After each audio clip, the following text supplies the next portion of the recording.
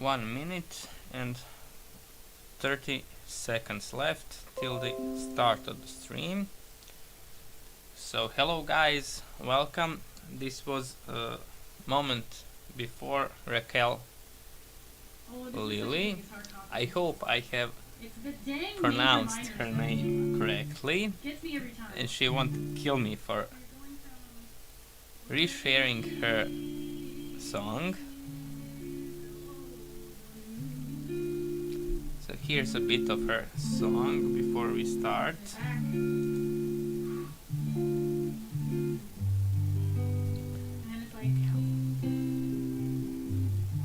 We were just talking about mispronunciation of names. Not allowed in pop.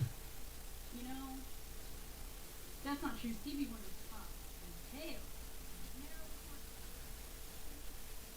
So if you're interested, visit her at twitch.tv/Raquel. Okay. So here we go. Let's go. We just hit our sub goal for the day. Thank you, Lisa, for the 20 gifted subs. And there we go. This song goes out too.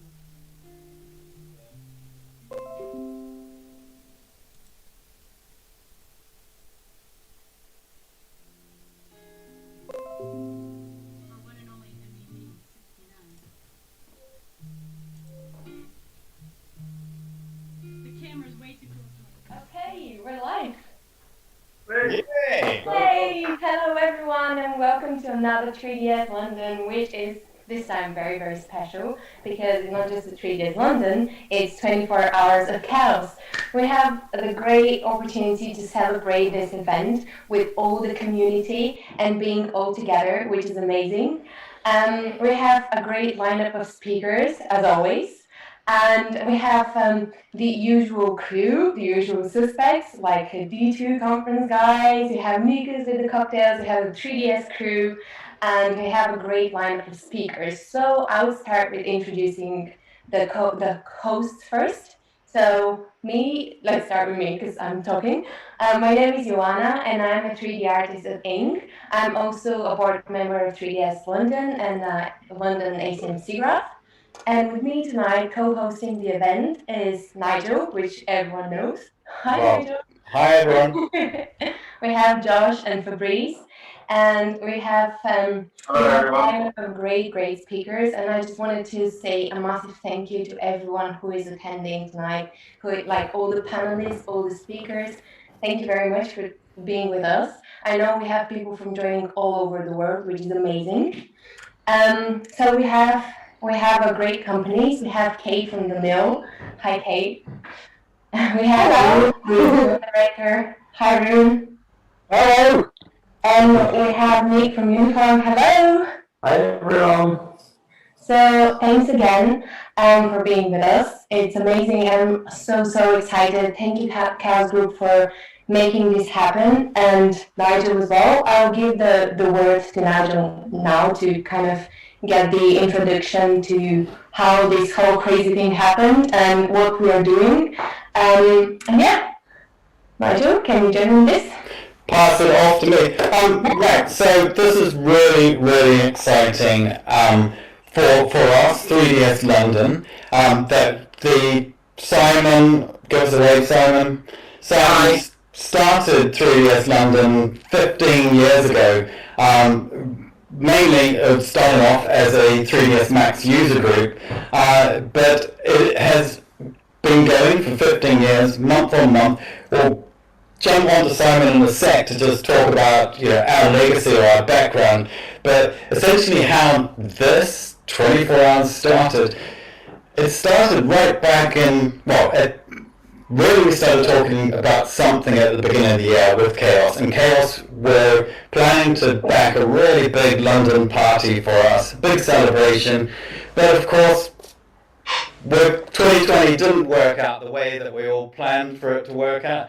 So in March, when everyone started to go into lockdown and there was this chaos globally around the world, we myself, the two Teddies, and I wonder if we can say a big thank you to our production team that we've got working for us tonight over the next 24 hours in Sofia. I would like you all, people on social media, to say a big thank you to the team that we suspect, and I've seen the sleeping bags, they are up for the full 24 hours. So we've got a great crew there. We'll probably jump onto them in a sec to say hi. But essentially, we started talking of what can we do to bring our community together, to keep it together online. And for you, some of you who have actually watched our funny little 3DS London shows over the last 6 months, uh, we're sort of learning as we go. But tonight or over the next 24 hours, we hope that with Chaos's support, that we can really lift the global community spirit. The We basically have got 10 shows lined up for you. We reached out to all the community leaders around the world with this crazy idea saying, would we be able to perhaps pass the mic from our 3DS London to your show? And well, it started off with New York, but we're jumping to Brazil first. And everybody we spoke to agreed this is a great idea. So then, logistically, we then had to try and work out how we're going to get this done. So Nikos, who's joining us on our show, is also co-hosting the last show in, is it 20 and a half hours time? 20 plus hours from now, yes. Um, but I think, Sounds like a lot of cocktails, because I cannot wait to do more presentations until my show with Teddy in Sofia. yeah. So, but every single show host has worked really, really hard over the last 3 months or more to try and bring you a fantastic lineup of speakers and panelists and guests, and there's some fun stuff that they're doing as well, some surprising things. So we really hope that you stick around, uh, watch as many shows as possible. We've also got prize giveaways. So each show you can actually win some Chaos swag, and you can win prizes from Chaos, Autodesk, Sinai Software, and Creative Lighting. Um, if you go to the website, uh, we'll bring up the web link now. So share a selfie of yourself, and then at the end of the show, we'll announce who will win the prizes. Yeah, but go check it out, and let's see how it goes. That's enough from me. Andrew, how do you start a phone call with, we're going to do a 24-hour show, when you're trying to get other people involved? How did you? Well, I think it's more a case of it's more who's crazy enough to come up with and to jump on board and say, well, yeah, it's how difficult can a continuous Zoom meeting really be? Um, so it started with a simple, this would be really fun. We all know people around the world. And it's, during lockdown, probably most of us or a lot of us did quizzes online with your friends and your mates, and suddenly you were hearing from people in Australia, and it's like, I haven't talked to this person in 10 years. It's like, but now I always get kicked off Zoom after about 40 minutes. well, technically we've worked out. Someone's probably thought about that, Josh. I think so, yeah. But no, it's going to be fun, and that's probably enough from me. Well, congratulations, Nigel, and thanks. I know that you've put a huge amount of work into this over the last 4 months, 6 odd months or something. Mostly in the last month, at least. Well, it's been 5 months, but it has been myself and two Teodoras from ChaosGroup who have met tirelessly every day to come up with ideas on how can we do this. And again, it's all about the community. Well, I think I speak for all of us saying thank you to you, and also thank you to the Chaos Group as well. And personally, I'm really looking forward to it. Well, let's get started, shall we? Shall we just do it. Simon, before we begin, do you want to sort of give the audience a bit of a background on what 3DS London was or is and the spirit of it? Yeah, hi everybody. 3DS London is basically just a user group that meets in London. We've had incredible speakers from all over the world for the last 15 years. It's been really a pleasure to organise, it's always been free. I think that's been the main thing, and it's always been non-biased. And we're very grateful to Chaos Group. I think the first time they came was probably 12, 13 years ago, so they've always been great friends of the evening. About 2 years ago, I decided it was time to shake things up a little bit. 12 years of me, 13 years of me got a bit boring, a bit stale. So invited in a whole bunch of people to come and help me. Nigel in particular has been incredible in organising and shepherding us. And so now we have a board, 5 or 6 incredible people that help us. As a team, we organise who's going to be doing what. And really, I think if there's a positive about coronavirus, it's that it's prompted us to move the evenings online. And I think from now on, everything will be online. Hopefully, we'll be back in the pub as well in London in a couple of months' time, or however long it takes, and start streaming from there as well. But really, the ethos of the evening is for everybody. It's free, and it's about having fun and catching up with friends. I can't wait till we can do that in person again. But in the meantime, I think the online stuff we've been doing has been really good. And I hope you all enjoy this 24 hours. I'm not sure I'm going to make all 24 hours, but I hope you can all enjoy it. Just finally, a big thanks to Chaos Group and to Nigel in particular for organising everything. Thank you. So, shall we talk about the agenda for this evening? Yeah, let's do this. Are we able to bring that up on screen? Okay, so basically we're going to talk a bit more talking from us for the next 10 minutes. Then our first presenter, Rune, will be on in about 10 minutes time at 20 past 7 UK time. Then we have a Q&A, so if you've got any questions, please post them on social media, and then we will read them out to Rune. Then Rune's followed by Nikos. And what cocktail do we have this evening? We have mezcal spicy margarita, one of my favorite summer cocktails. Okay, and has the ingredients been shared with the audience yet? I Are will they able share to? the recipe after my cocktail, and if somebody in the next 24 hours get inspired to make one, please share the photo with us. You might win something, you never know. All right, that's more encouragement to stay up drinking cocktails for 24 hours. Then we have the Nick Bentley from Uniform, who is kindly joined us tonight. He's got a great presentation. And then, of course, after Nick, we have Kate from The Mill, who it's incredibly exciting to have the Mill on our show. And again, if you have questions for either Nick or Kate, then please post them in the comments. Right. Shall we talk about community? Yes. I'm like looking at all these people and like realizing what different like we're doing so many different things, and like we have D2, we have SIGRA, we have 3 Days London, and like this is a total event for the community, and like this makes me realize how united we can be. And this is amazing.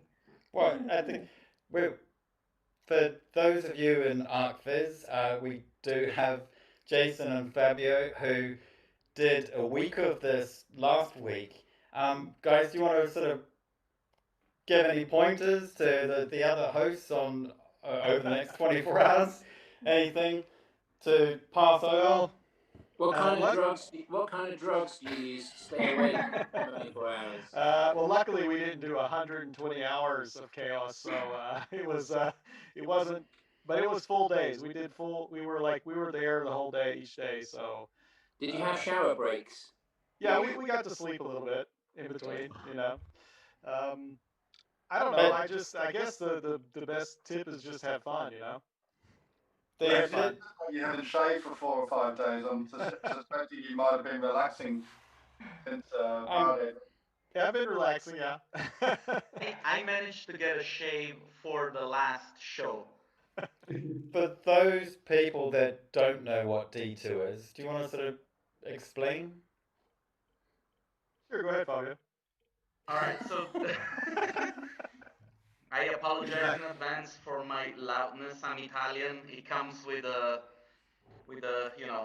being born this way. Um, so D2 is basically an event that orbits around the sphere of architecture visualization. We include our program is very inclusive. We try to inspire people by helping them looking right outside of the Archviz um, field, so to say. It's an event where we have a lot of fun. It's a really big event, like 550 people we had last year. This year, because of Corona, we decided to do an online event of 1 week. We had around 22,000 people watching the event online. You can simply Google D2 conference on YouTube and you'll find it. And finally, you can find out what Narvalo 3D is about. Because everybody has been asking about this new technology that is taking the CG world by storm.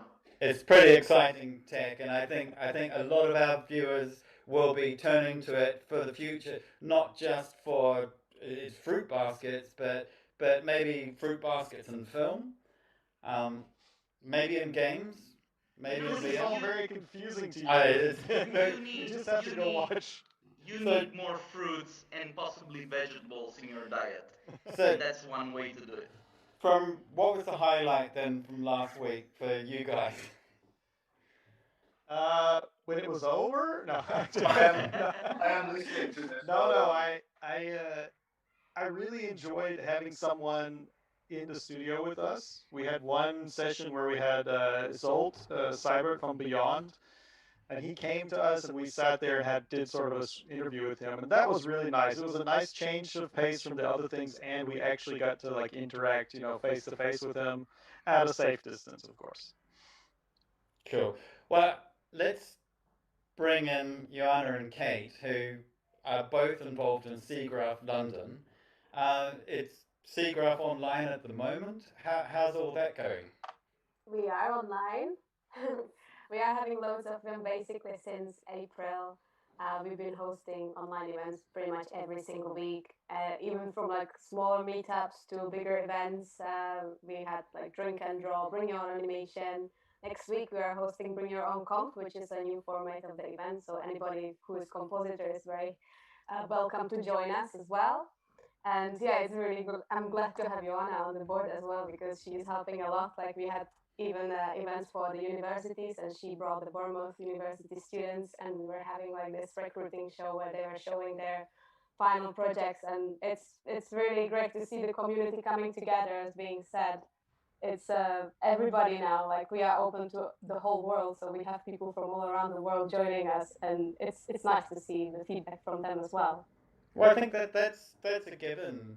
That I think we've all experienced. We're getting people tuning in from across the world that you couldn't do before. It doesn't necessarily replace physicality and actually going to an event and experiencing and sharing with like-minded people, but it has definitely broken barriers. It really did, and I think we will continue doing this in the future as well. Like we said, we will whenever we can and host event on the site, we would obviously continue doing so, but we will keep going and do events online. For example, live drawing is very popular event we have now, and that's something where you can do rather online than having a live model in a pub, right? So that's something what we're gonna do for the future. Cool. Um, does anyone Yeah, else? I just wanted to say that exactly what you said, Nigel. Basically, like having those people coming from all around the world on those events that you probably they wouldn't attend before is like such a great thing. And for us, it's very enriching to see that so many people are interested, and we can like give our passion to them as well for the community and for the everything we're doing. So it's great. And now having CGRAPH and 3DS and like collaborating together is like makes me really happy. But Yeah, let's face it. I think we would all. I for one, I was really looking forward to going to Total Chaos and to D2 this year. yeah, I yeah, think we next year. Let's all pray that we can all get together and yeah. go to these conferences and events because it's so much fun. And look at us now, across the world where this is a substitute and it's not a replacement for the real thing. It's No, for different. sure not. Yeah, and sharing a drink together is great in person. Like yeah, I had a question for the D2 guys. How did you, because that's the first time you guys did the event online, and it's the whole, I attended last year and it was like so amazing. Like the atmosphere is so great. How did you feel doing this online now? Oh yeah. I went to three emotional stages. The first one was, hmm. The second one was, ah! And the third one was like, Yeah, but it for was sure. a lot of fun. And I have to say, people were lovely. They understood that we were trying to do something despite the adversities.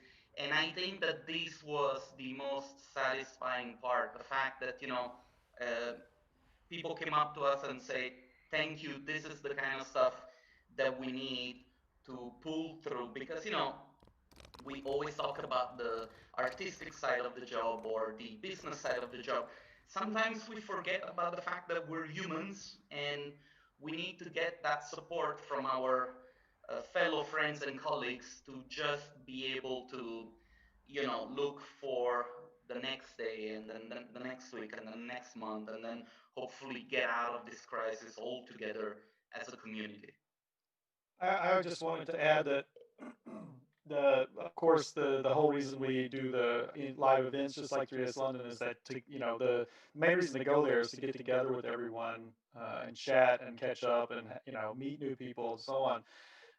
But on the flip side, I believe that we discovered something by doing the D2 online, which I did not expect, and that was reaching between 15, 20,000 people. And these were like unique viewers, and that's amazing to me. I didn't realize that we would be able to reach so many people. So on the flip side, it was nice because we actually reached out to people that we probably had not seen what we were doing before, and that's pretty amazing too. So hopefully next year there's not 10,000 people to want to come to the D2 because that's not going to You work. But yeah. never know. Well, look, we're sticking to a program tonight, so I think it's time now for our first presentation. Rune, are you ready? I am ready, yeah. Okay, As, so as, for as ready as I can be. cool. Well, right now we are playing your intro, so it's over to you. Why? Okay. Yeah, sure. Let me just get my presentation up. Uh, so I will be. Oh, look. Sorry. Very experienced, as you can see. Um, my logo, how shameless. Sorry about that. First, a little warning. This is going to be quite a bit technical, um, very nerdy stuff, and it might also be some. It might also involve some cartoony nudity as well. So I have a small one-man company called Superrun. That's also my webpage, where I do like design and a little bit of directing. And I'm going to talk about a short film that I premiered on Vimeo last year called The Absence of Every Table, which is a 12-minute short romantic horror film that I directed and made with a very small crew. It's based on the comics and paintings of Dave Cooper, a Canadian artist that I've been a fan of for many years. And his style is very rich, and we needed a way to recreate that richness in 3D with a very small team. And this is my team. We were 5 persons making the film, 3 animators and 2 generalists. But I wanted the film to look like a studio film. I wanted it to look like look the richest I could possibly make it. And here you can see a couple of stills from the film. And this meant we had to be really, really clever on how we went about with things. So I'm going to show you a couple of ways we achieved this rich look and made a 12-minute film with a tiny team. So I called it, I made a new name for the talk. Today it's called 5 Clever Things. And my first clever thing, since it's a chaos event, let's start with the V-Ray feature, which is this beautiful depth of field, or DOF, or bokeh. I think most movie fans would agree that the most beautiful lenses ever made were the Panavision anamorphic lenses, which has sort of like a textured bokeh and these great anamorphic distortions. I'm not going into how they work technically, but in very short terms, they compress the image in a way that creates some fascinating artifacts. And the areas that are out of focus end up having this rich texture look. Almost, it's a very painful look. That was also that would be a great fit for the film. So I made this little animation to just show the difference between a standard camera lens and an anamorphic lens. First, everything is sharp. Then we have like a normal lens out of focus, and then you can see it transition into an anamorphic lens out of focus. And by adjusting the curvature, vignetting, and aspect ratio in a 3ds Max physical camera, you can get an almost perfect anamorphic look. And you can see this in one of the shots in the film. Here you can see the sun moving behind some out of focus trees. And this is something that has to be rendered in order to simulate them, and V-Ray did it beautifully. And this is another shot where you can see the nice out of focus effects that the V-Ray lens gave us.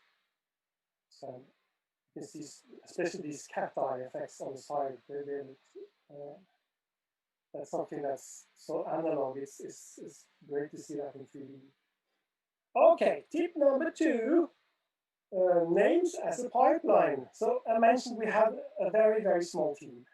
So we considered using task management software, but since we all shared the same space, our task management system mainly was shouting across the room.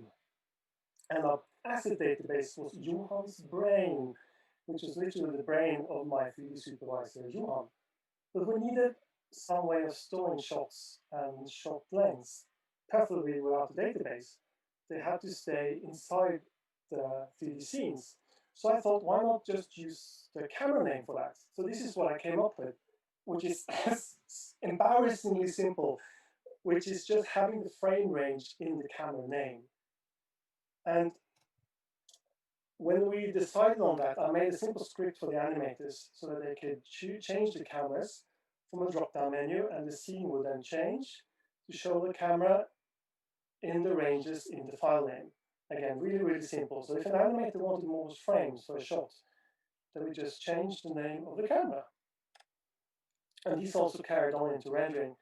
You can see me changing the render cameras, and the scene would then update accordingly, which was really, really neat.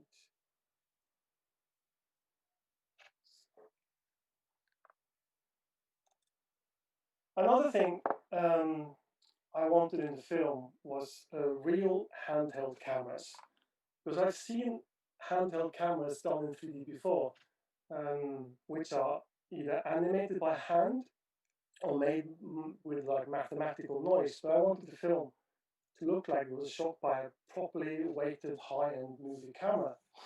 So my solution for that was to steal one. I found a couple of films that I really liked in my collection, and I saved out some 20 sequences from them, and I put them into an auto tracker called Synthesize. And the ones that came out successfully, I used. I would name the tracks after the theme of the scene where I stole them from. So this track you see now would be called Space Horror Intense Conversation. And this is from a space movie with an alien inside of it. So then I wrote some scripts that would strip out the main, like the large movements, and just keep the tiny movements, the small handle movements. And I would then sort these motions in the folder, and I would do another script where I could select any camera I wanted and put which had already done animated camera move, and the script would put these handheld motions on top of those animated cameras.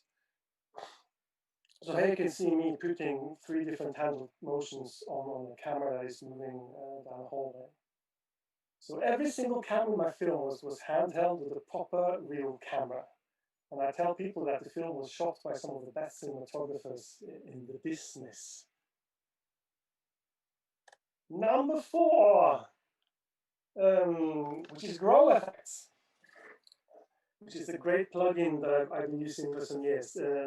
We started out hand modeling all the plants and the trees in the film, but after playing around a bit with Grow Effects, we realized we could make our own parametric plants.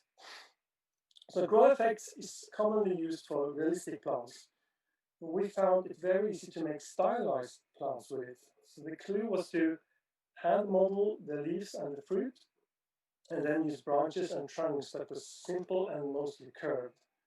And we followed, of course, the design set by Dave Cooper in order to do this exercise.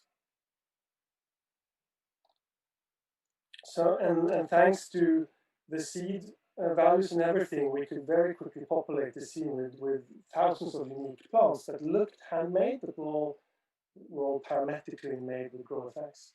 And since GrowFX also does simulation, we could very simply have animation on the plants as well, like this beautiful wind animation. And we also used GrowFX to make some larger trees in the film. And when we combine this with Forest Pack, we could quickly change and dress the backgrounds for the entire film using 90% procedural techniques. And we needed just a little bit of hand placement to finish off the scenes. So here are a couple of shots that show the richness I think we achieved in the film. Almost like this, almost down to a pixel level, the amount of detail there is. There isn't like a single flat pixel on the screen, I think. That's another scene.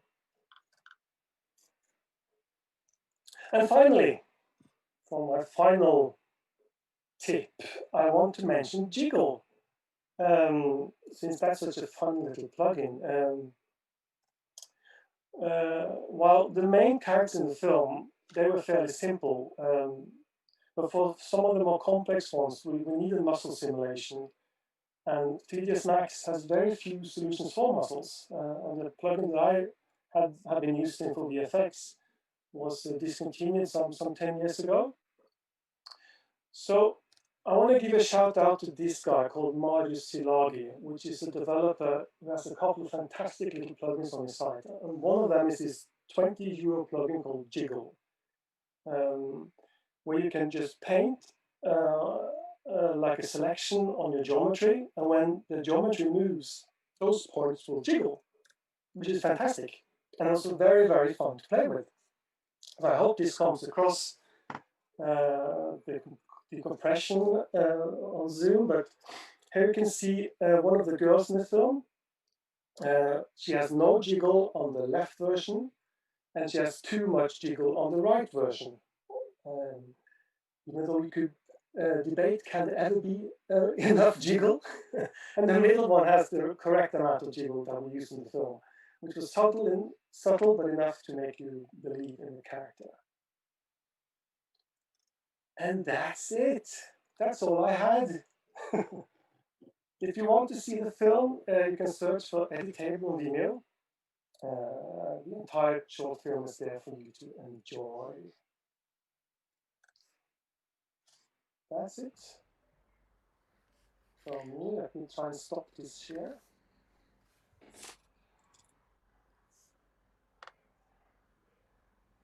Really Yeah. cool. Thank you. Awesome. I didn't mute, but no, did I? No. You got a shorter in the service room. What do you say? What are you saying? A short or perhaps of anything to show us. Give us a bit of a teaser. You want to see something of the film? Yes. Yeah. So Yeah, please. You can't It's tease not. us this It's much not. and then It's not heavy work. There's tons of nudity in it, guys. It's zombies and it's a horror film. That's Are you sure you Rune, can handle it? Rune, I was lucky enough to see this at the EUE when you gave this presentation, and I have to say that anybody out there who's watching, go search this thing out and watch it. It is amazing. It is such an amazing film that Rune has made. It is amazing. Yeah. Please go watch it if you can't if you can't play us any. Let me see if I got something on my drive here. I was trying to be short, so I thought if anybody's interested, they can always find it online. Rune, can you, for the audience at home, can you just repeat the name of the film so that they can look for it? The Absence of Eddie Table. Cool. Short and rememberable. Yeah, the film is amazing. I think something that really stands out is the character design. Rune, obviously, you're working with Dave Cooper's work, but I mean, how do you go about translating a 2D comic into something 3D like this? I mean, it must be quite a difficult process, no? Yeah, that was something I almost philosophized about for a while because the initial sort of like impulse is to try and emulate his style in 3D, which would have been just a bad imitation anyway. You look at it, so we definitely didn't want to do something that looked like had a paint effect or had like a toon rendering. So but then I started thinking like the reverse. What if he had painted my 3D scenes? So I tried to see beyond his paintings what the scenes might have looked like before he painted them, and that sort of like opened it up a bit more for me. So it was just about figuring out the stuff he's painted here. What would that look like in real life? You were working with him as well for the film, no? Yeah, he was my art director, so we worked very closely with him. So everything we did, he approved and gave us wonderful What feedback about the on stuff that everything. he disapproved? Sorry? What about the stuff that he disapproved? Yeah, there's some of that as well. I think I think it was a great process of give and take where we had some freedom, but we of course had to make it look. And I wanted myself very much for this to look like one of his paintings in motion, or look like one of his what do you call it, worlds, basically.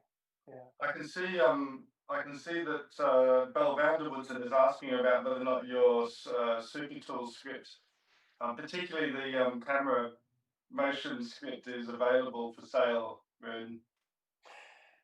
I hope to put it on my website somewhere when I have time between projects. Famous last words, I know. But I put like the shot management system that will be part of my super simple rig, which is already free on my website. So and eventually the camera stuff will trickle down there as well.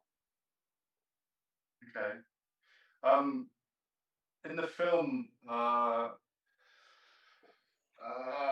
in the film you've got Mike Patton as the voice for Eddie Table, no? Yeah, that's true. Mike From Patton. Fate No More, how did this come about? How do you get Mike Patton from Fate No More to voice Eddie? Well, that's a lot of luck and a lot of persuasion. He Um, persuaded you. hmm? He persuaded you. No, no, no. But my composer was Jon Erik Koda, who is a great Norwegian film composer. He's done two albums together with Patton. It's called Koda Patton, which is movie star music collaboration they've done. And we knew he'd done some voice work for zombie games, like screaming and of course I knew his amazing range. So I thought it would be a perfect fit for both Eddie, the main character, but also for the monster girls that is in the film. So and thankfully he loved the project. So when we showed him the first cut of the film, he said yes pretty immediately, which was lucky for us. Yeah, I was going to ask that sort of how long it took for the sort of initial process before you got even started with production to get people on board, and I guess Dave Cooper maybe was he keen with the idea to start with? Yeah, I've had been emailing with Dave for a couple of years actually. I emailed him 2 years, I think it was, before I started the films, saying I love this work. I love to do a film at some point, and he was keen on it, but it really didn't happen until he went for a comics expo here in Norway, and I met up with him, and we started talking more like actual ideas, and Meeting in person then. hmm? That's the key. Meeting in person was the key. Yeah, yeah. It would have worked the other way around, but I think it really got traction once I showed the idea to a producer, and we got a producer on board who was very keen on seeing the final result.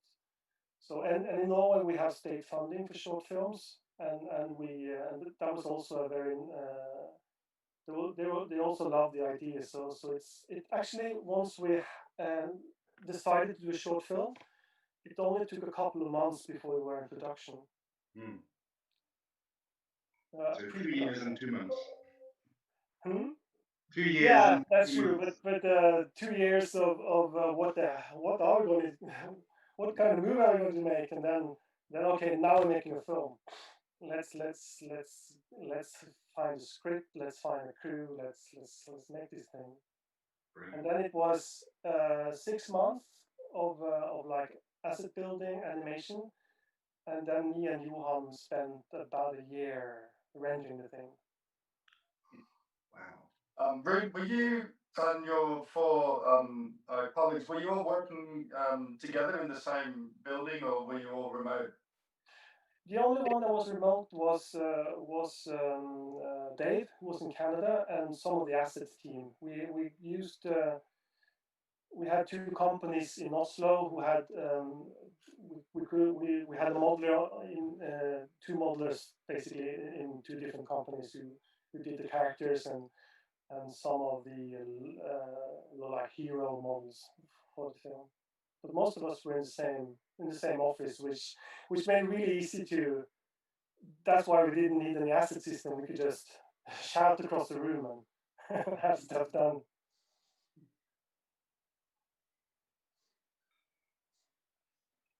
Well, any other questions for Rune? Perhaps from the audience as well? Any questions from the chat? Which render did I use? I see Tom Horsley asking. I used V-Ray, of course.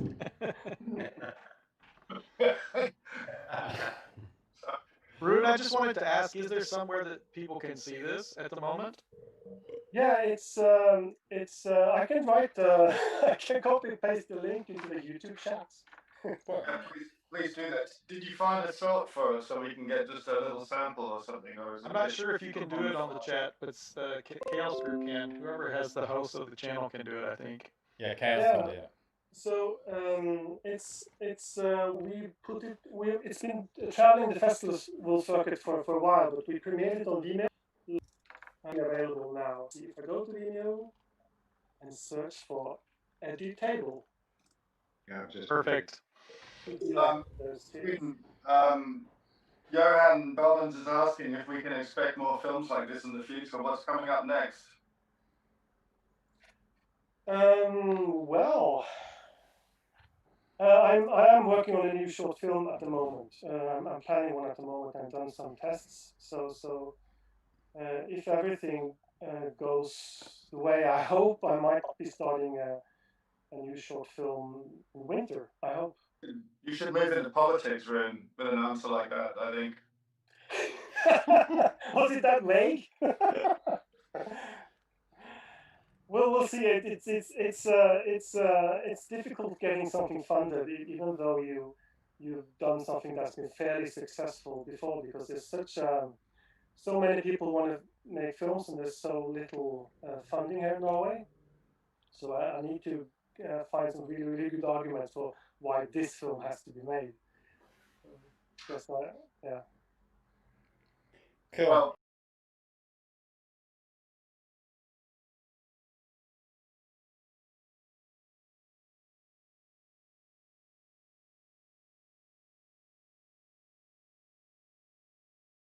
fantastic. And so I'm so excited about this. I think this event already works for me, so I'm feeling very positive. And Nigel texted me, I think it was April, and he asked me to become a resident mixologist of 3DS London community online. My first reaction was like, say what? But then he said, Nicholas, we're doing this for the community. We want you to be involved. You had the chance to do a nice lighting. It's what you do, what you enjoy the most. I was like, okay, community lighting, I'm in. So we end up doing so amazing so far. All my friends now text me on the weekend says, what are you going to make for us? Thanks to Nigel. That's this guy over there. So today, guys, I'm going to make for you a mezcal spicy margarita. I'm going to use mezcal. It's a very smoky tequila. I'm going to use Cointreau, fresh lime, and Tabasco to make it a bit spicy. So I'm going to welcome you to my virtual bar, the one that I'm using all these months with 3DS London. There it is. I have a new mushroom light, brand new for this show. I'm going to play some music as well because we promise you that this is going to be fun. We want to enjoy and learn new things as we all like. So, let's do it.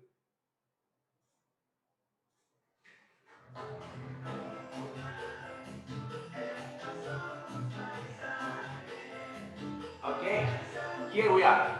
So, mezcal spicy margarita. The first thing, let's use lime on the glass so we can add salt. We're going to do this around the glass. I'm going to make it twice.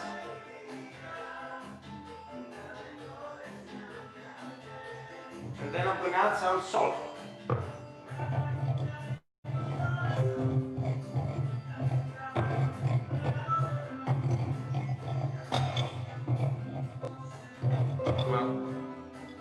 More. We need more lime.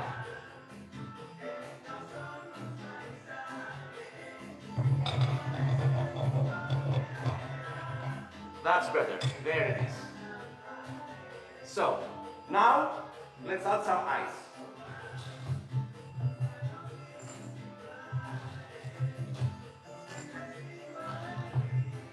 And I'm going to bring the shaker. So, I'm going to bring the ice.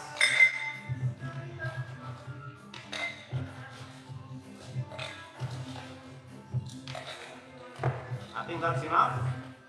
And this is our favorite drink. It's going to be Mezcal Montelobos, one of my favorite drinks. We're going to use 60 ml.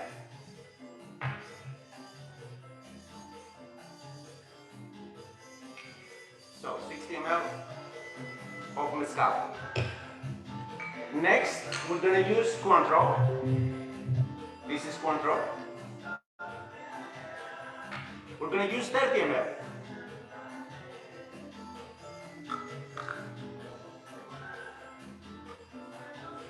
Okay. Now I'm going to use fresh lime. One lime is enough.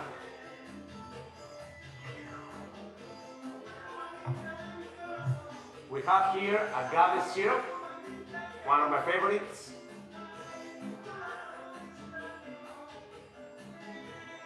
15 ml, it should be more than enough. A bit of water, and to make it spicy, I'm gonna add Tabasco. 2 drops, don't go too crazy, 2 drops. 1, 2. Now that's the ingredients. I'm gonna shake this for 12 seconds.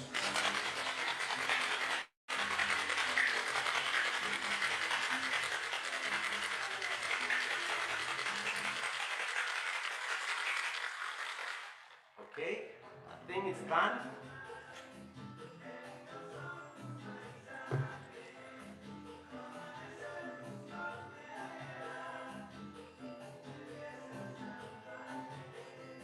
Okay, so now I'm gonna use 1 slice of lime, and this is mezcal spicy margarita. Let me come over.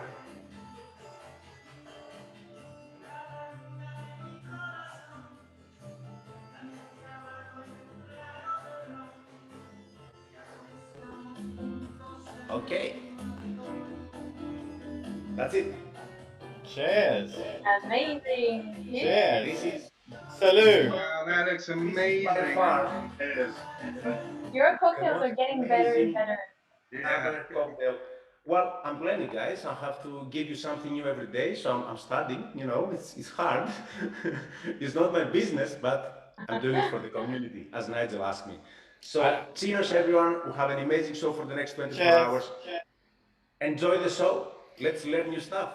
Let's together connect. It's I a have tough, a. it's a Oh, tough job, Nikos, but somebody has to do it, right? Yeah. Exactly. Somebody do it. So, Nikos, convince me, please.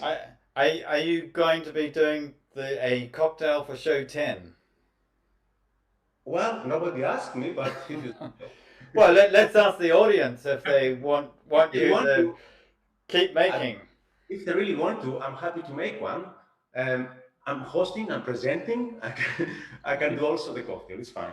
As long Nikos, as people enjoying what I'm doing, I will definitely do it, guys. the Well, whole we video, the whole video was rendered in V-Ray, right? This is Vivi and Corona. It's mixed. it's a It's great double mix. Corona. Cocktail. 12 It's a seconds great of mix. mixing. Um, Around there. We keep well, it fast. thank you very much for doing Thanks that. very much. It's Yeah. another spectacular. Another that's our sixth one. Brilliant. Um, Oh yes, actually, it's been 6 months. I can't believe it. Well, uh, I think we're doing well. doing good.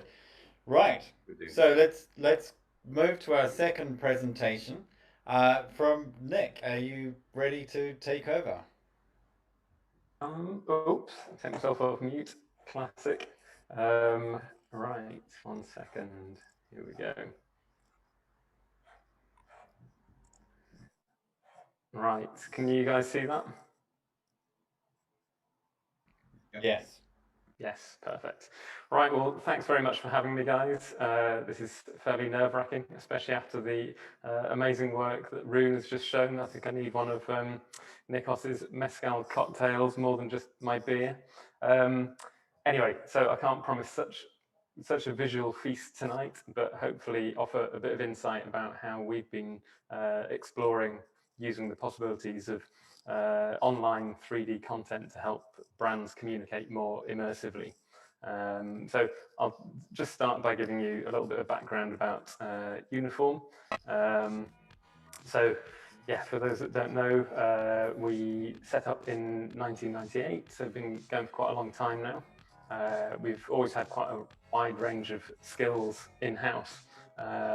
So we've got digital strategy, immersive development, creative tech, filmmaking, photography, CGI, digital, and illustration. So quite a broad kind of mix of skills, really.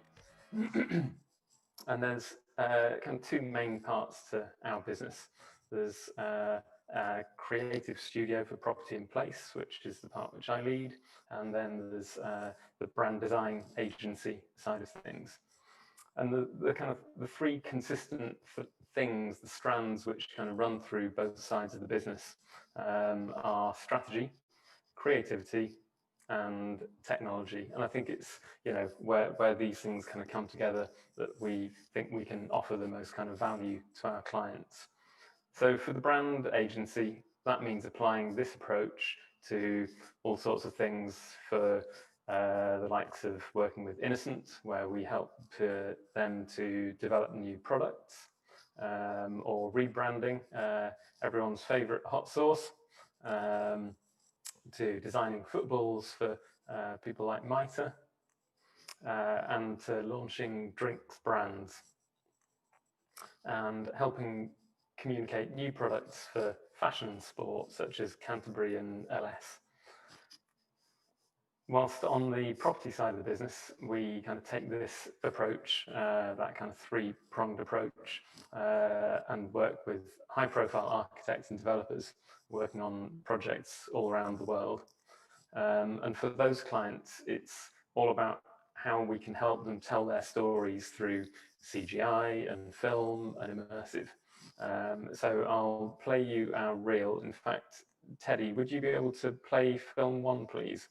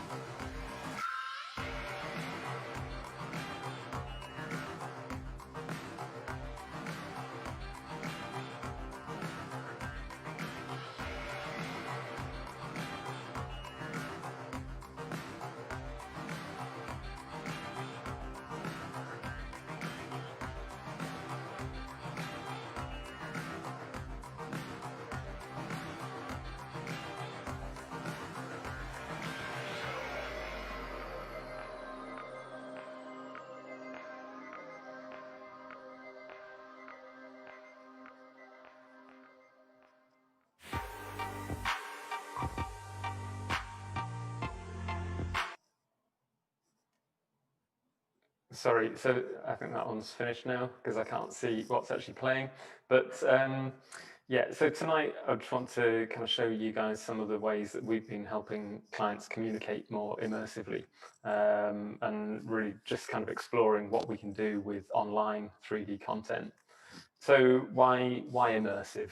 I mean, I think it's well known that interacting with a physical or a virtual model has kind of really significant impact on your understanding and emotional engagement with it, which I think in turn makes projects more memorable. So the first project that I want to talk about is an online interactive 3D map that we created for Canary Wharf Group. So in terms of creating 3D content online, there's kind of two approaches that we've explored. The first one is WebGL, and we first got interested in it about 5 years ago, inspired by some of the tests that people were putting on this page, which is like a Google Chrome experiments page. But it is mainly just that. It's kind of, it's experiments that people have been doing in WebGL around UFO sightings and origami and things like that, rather than kind of commercial applications. So we then, so around that time, we then created like an online interactive experience for Greenwich Peninsula, which is kind of one of London's biggest developments. And we created this paper stylized world, which we built in 3JS. So that was quite a steep learning curve for us. And it was all about bringing their vision to life in a fun, interactive way. Then about a year ago, Canary Wharf Group asked us whether we could help them communicate their estate digitally. So something to sit on their new homepage. And Canary Wharf is going through like a huge change at the moment. It's always been that kind of iconic symbol for business, but now it's becoming much more than that. So, they're really wanting to communicate the fact that this will become much more of a destination, particularly communicating their new Wood Wharf development, showing its evolution as a really exciting place to live. And then, I guess as part of that, we've been creating sets of imagery to help them communicate specific buildings. So, we've worked on a whole kind of host of CGIs for Wood Wharf. But going back to how we could help them show the whole estate in a kind of a digital manner and helping them change the perception of that place through this kind of interactive map. So the idea is it does live on their new homepage. Now, the work that we've done for Greenwich had worked really well in quite a stylized form. However, Canary Wharf have, I guess, a slightly different audience to them, and the client was fairly dead set on a much more kind of realistic and detailed style. So the challenge for us then was really how we were going to kind of create this whole estate, both current and future buildings. I think there was about 50 buildings in total, optimized to run smoothly in a browser. So obviously normally when we're working on CGIs and films, we don't really need to worry so much about poly counts and texture sizes. But obviously this was critical in this project. So we kind of set about modeling the buildings, and the client had a great kind of reference library of photos which they supplied. And then alongside that, we also commissioned a bunch of new facade shots that we could then use for reference and texture. So we modeled up the existing buildings, and we already had a load of the future buildings modeled. So it was kind of a case of really downscaling the resolution of them to be able to work in WebGL. And I guess, it was kind of quite a learning curve because we really got to grips with making different channels work harder than we would normally. So yes, this is an example of the Newfoundland Tower. So yeah, we then repeated that process for each of the buildings across the whole estate. So it started to kind of build up until we had all the buildings on the whole site modeled and textured, including the landscape. And then we built that into this one whole scene, which we then lit and baked in V-Ray.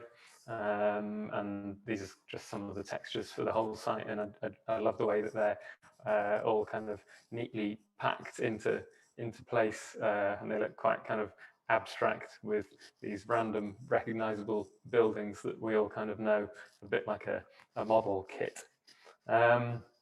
And the end result is this kind of fully textured site. It doesn't really stand up too well when you get too close, but we kind of set up limits to limit the camera movement. So the overall impression was the main thing really there. And then actually it's, even kind of aside from this project, it's become quite a useful asset for us when we now create new CGIs across the estate. Because we've got this low-res, fully textured model of the site, and what that means is, that when we're doing kind of sketches at concept stage like this one, we can start to explore places and explore those spaces in quite a natural way as a photographer would, because we've got this full kind of digital set. And it also actually came into use at the beginning of lockdown when we couldn't get photographers out there, but we still needed to kind of show concepts to clients. So here's just a little short film to show the end result, and you can go and give it a go, have a play with it on the Canary Wharf website. So yeah, if Teddy, you could play film 2, please, that'd be great.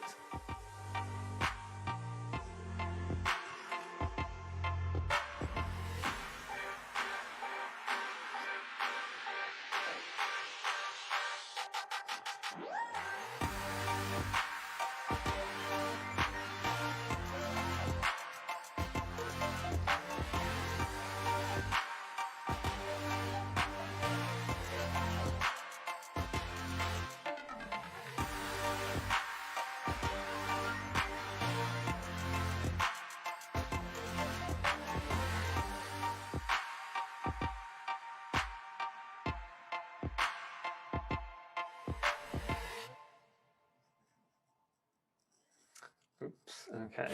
So just a kind of a bit of a summary about the kind of the WebGL approach. Really, I mean, I think it's great because it generally works well on all modern browsers and devices. There's no kind of ongoing cost as there is with pixel streaming, and I'll talk about that in a bit. And I think it is possible to make it look good and run smoothly if you can kind of build it in an optimized way. I think the cons are that obviously you need to bake the lighting to make it look really good, and the downside of that is that then animated content becomes a bit more challenging. You've got loading times as well, so you need to bear in mind how much how much data you need to load. I think this project was about 50 meg, so 25 meg of model and 25 meg of textures. And then, I guess the other consideration is that you need to factor in the browser and the GPUs that people are going to be viewing it on. So you need to, in some ways, design for that kind of lowest common denominator. So yeah, so hopefully that's a bit of an overview of that one. And then the next project, which I'm just going to go through fairly quickly, is an online house configurator that we've created for Urban Splash. So Urban Splash are actually one of our kind of longest standing clients. We've been working with them for over 18 years now, generally kind of creating CGIs and films. And historically, they're known for turning old buildings into modern living spaces. They've always been really design focused as a company, and they've always been innovators, I think, as well, from both the material and construction method point of view. And a few years ago, they started to focus on modular housing solutions. So they really wanted to kind of offer affordable housing, but with choice. And their first product to launch is one called Townhouse. So there's a few CGIs just showing the interior spaces of these. And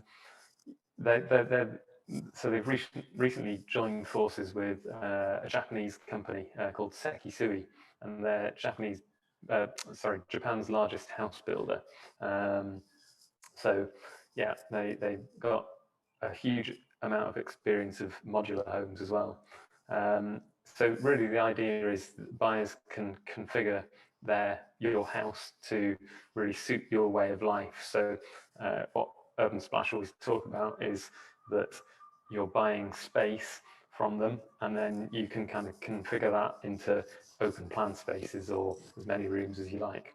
So they're starting to build these out on sites around the country. This is Smith's Dock up at North Shields, and then at Port Loop in Birmingham.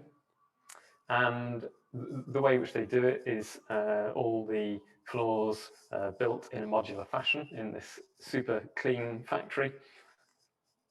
And that means that the quality of construction and their attention to detail is much better than you'd get on a typical building site. And then they literally kind of crane them in on site. And in a matter of days, your house is then built with all the cladding applied.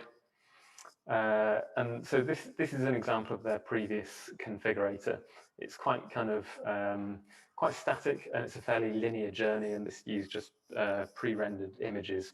But their whole concept is about choice, and so we needed to find a way to help them kind of communicate to their audience and help people understand the choices that you could make, and all the options that you can choose. So, I mean, we'd previously been, we've been looking at various car configurators, which, in the world of automotive, they do a fantastic job of selling those in a kind of an interactive way. And this is Audi's e-tron. So the way in which they have been doing that is through pixel streaming. So I think in recent years that's become much more possible, where essentially you're accessing a cloud computer from any browser to be able to access your 3D experience. So not a particularly glamorous screenshot, but essentially we built up all of the options in 3D, So I think there were about 23 floor layouts and a whole bunch of other kind of gable and wall layouts. And then we needed to kind of start to test how that code would work by linking the real-time app with the website to ensure that it could talk to Salesforce and that they could give viewers the kind of cost interactively as people changed options. And then we worked with OpenSplash to develop a kind of style for each of the rooms. And I think we probably quickly learned that there's a lot less real-time assets out there than there are for normal CGIs. So I think we probably had to model quite a lot of them ourselves.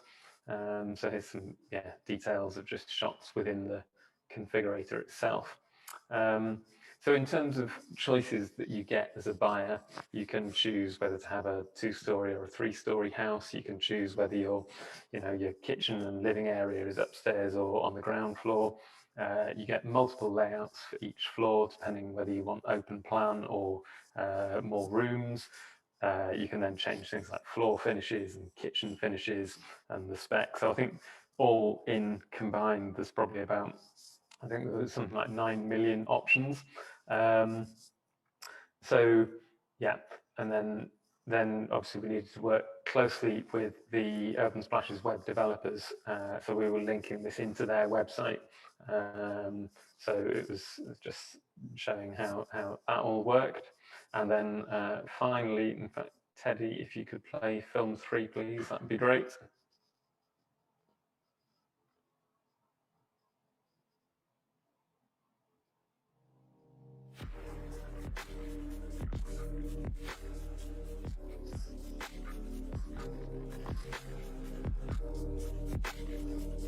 It's a place that speaks about design everywhere.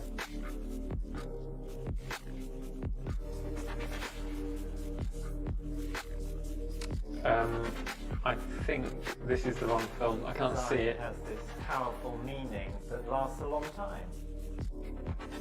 I tell you what, shall I try playing it from here?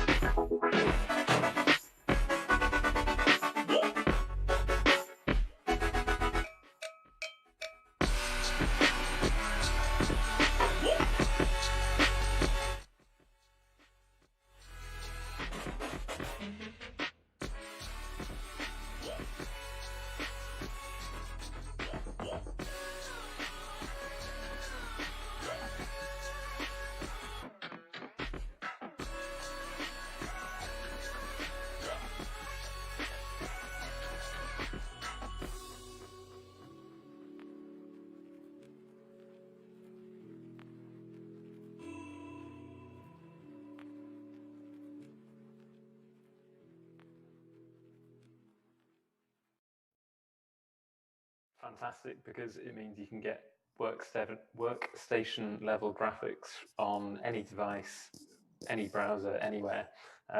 You get the real-time lighting, which is great in this instance where you're moving geometry around. There's no kind of install or data transfer necessary. So the whole thing is fairly straightforward to develop for, and there's no kind of browser-specific versions where you need to create a slightly tweaked version for Firefox or Safari or whatever, which you do with WebGL. And then in terms of the cons, so there are load time considerations. So you need to wait for that cloud computer to be available, unless you kind of pay an extra fee for an always-on machine, which is always ready with your app to load up. And ultimately, you're paying per user per minute. And there is a little bit of a lag and latency as you're kind of navigating around the models. So that's something to bear in mind as well. And then finally, and quickly go through this project, which is a bit of R&D that we've been doing with Ideal Standard. So as I was kind of mentioning earlier, we've been, from a brand perspective, we've been working with them to reposition the Ideal Standard group over the past couple of years, and then rolling that out across all of their communication. So that's from kind of digital and print, all the way through to exhibitions and events, and then of course making the most of our CG capability that we have in-house to be able to, I guess, create assets for those pieces of content. So here is a film just showing how we've been using some of the CG capability to bring their brand to life. And I think this is the film that we might have started watching last time. This should be film 4. So sorry if I've named them wrong, Teddy.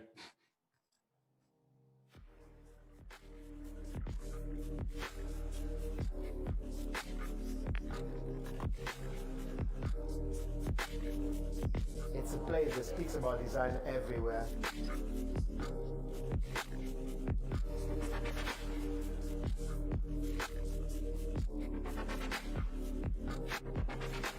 Design has this powerful meaning that lasts a long time.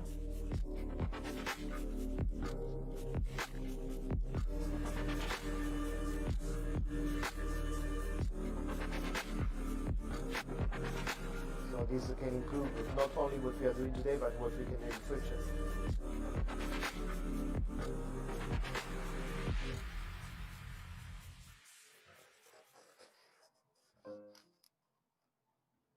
Okay. And then finally, so I guess after having worked with Ideal Standard for a while, and we've been starting to kind of think about how we can communicate those products, we were doing a bit of R&D, and we took some of our experience of using and creating WebGL to see how that could apply more to products rather than buildings and master plans. And I think, in fact, I'll just press play on this and talk over it. So I think what works really well, obviously, is a shiny reflective tap, but I think what works well is being able to show different design features, being able to allow people to interact with it on the website, and the fact that we can have elements which are in front of the tap, behind the tap, and so on. We can kind of spin it around and see different features of it, and have that animated. And I think going back to that quote at the beginning, hopefully making the web experience a bit more memorable by the fact that it has interactive elements and people can really kind of engage with it.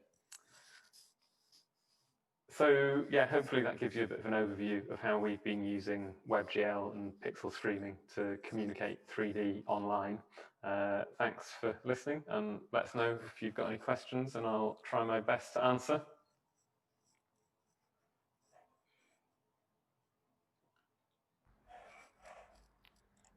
Thank you very much.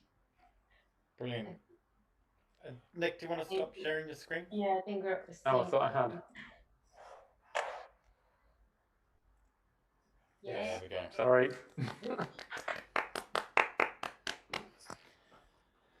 There are a few questions. Group, do you want to read those out? Yeah. So we have a question for Nick. Do you have some sort of framework, sort of like DCC for 3JS web stuff? I didn't understand any of this, but I hope you did. To be honest, I might need to come back to you once I've spoken to our 3JS guys on that. I'm personally definitely not the expert on that, so I also don't know what a DCC means. Okay, I'm not doing Sorry. I think Digital that's content content creation. creation tool, something like 3ds Max, Nick. Okay. Well, there's another question. Yeah. Sorry. What size teams perform the discussed projects? The Japanese house layout? Yeah.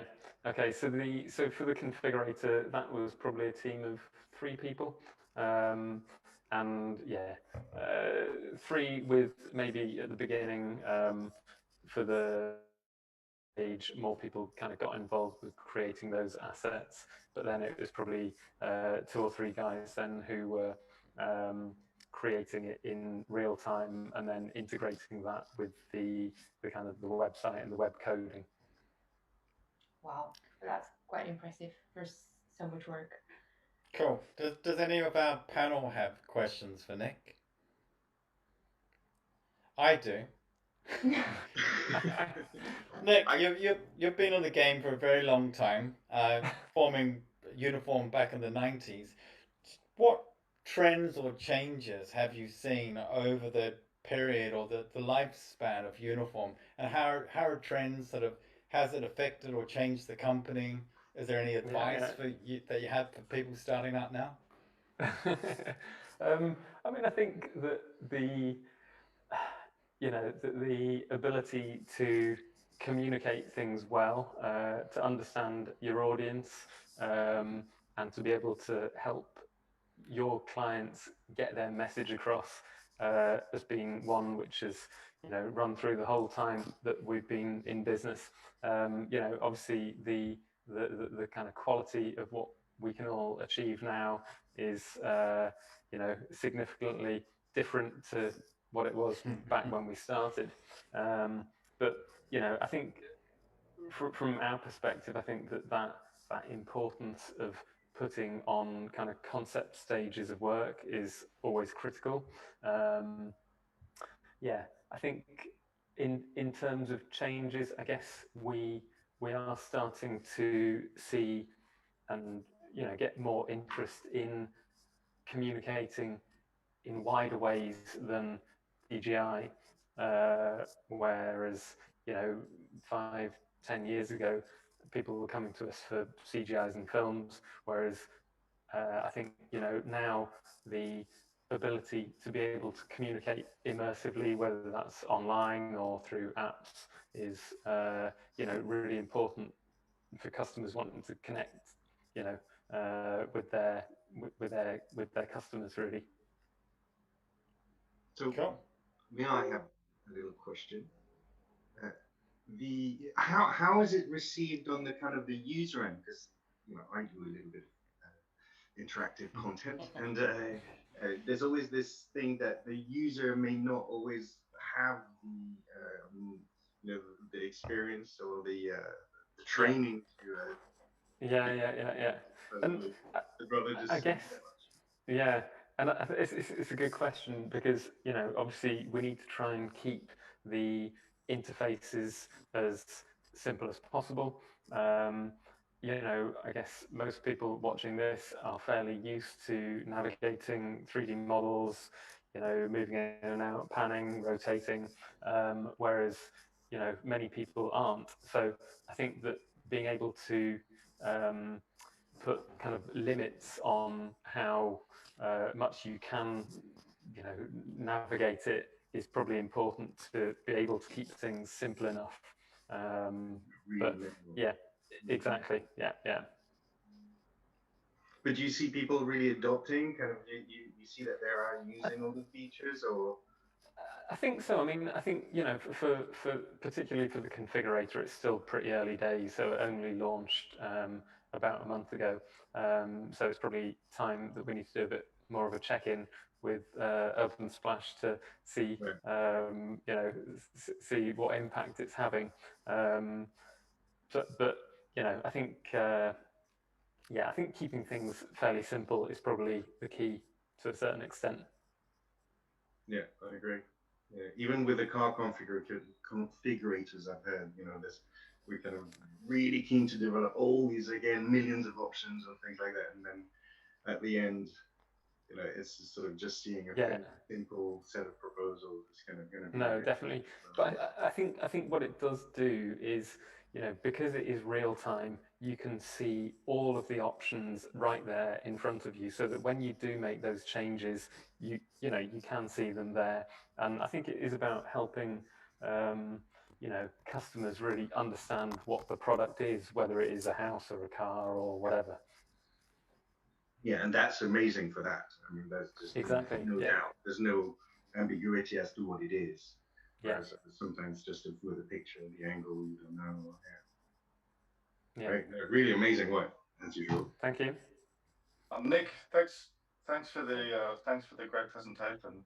I'm just wondering, given that you are you're a strategy company and a branding company, as well as a visualization studio, how does that what challenges does that bring when looking after your own brand?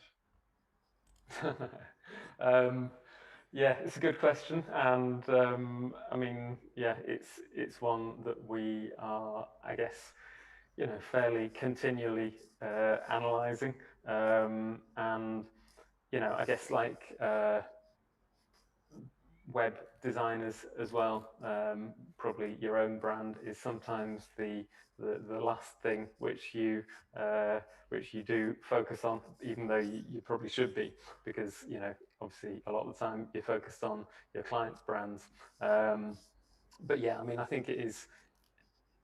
I think that we took the decision to be a bit more clear about the kind of two sides to our business, probably a year or so ago, because I think that because the range of clients we have is quite diverse, it was probably quite confusing for the people who were coming to us for helping them communicate architecture, when they were being presented with a whole bunch of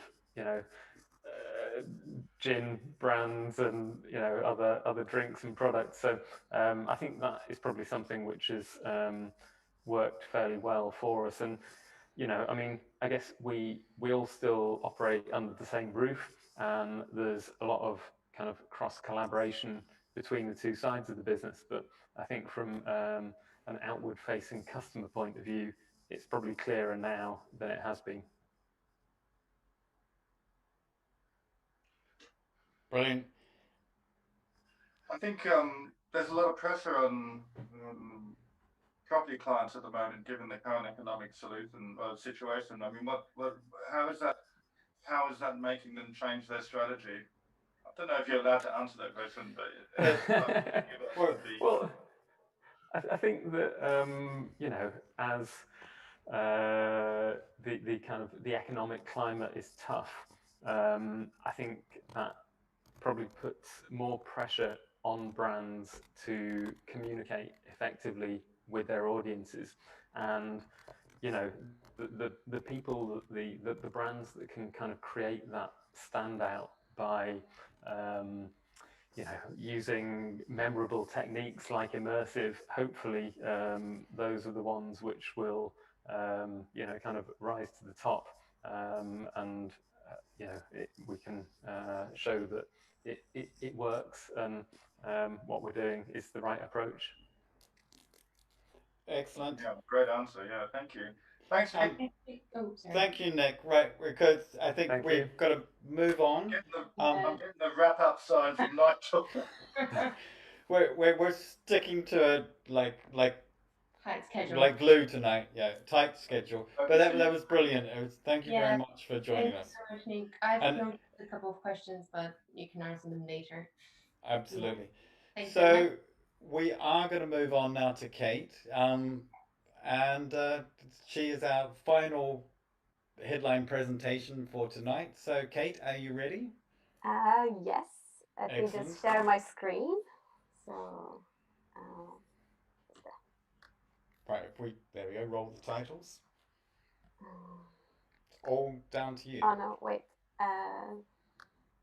One more second.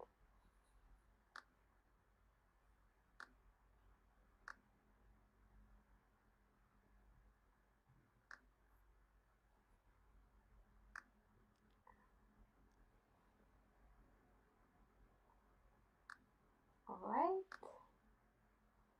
Can you see it? Yes. Yes, so, well, first of all, thank you, the Chaos Group, Autodesk, and 3ds London for inviting me here. I'm really looking forward to share with you the behind the scenes of the BMW petrol or electric commercial. And but before I start, I would like to enter the work. Going to the next slide. Oh no. Here we go. Sorry. But before I would like to introduce you our studio, The Mill. So we are a visual effects studio and content creation studio. We produce everything from more traditional VFX work, which are people mostly familiar with, as well as design and content for interactive and immersive media, as well as emerging technology. So we do a little bit of everything. It's really nice to be part of such a creative studio. We also have Mill Plus, which is our team of in-house directors, and our offices are all around the world. My office is in London, but we also have office in New York, LA, Chicago, Bangalore, and recently we opened office in Berlin. So now I would like to play you our showreel. I'll try from this presentation, so hopefully it will play fine.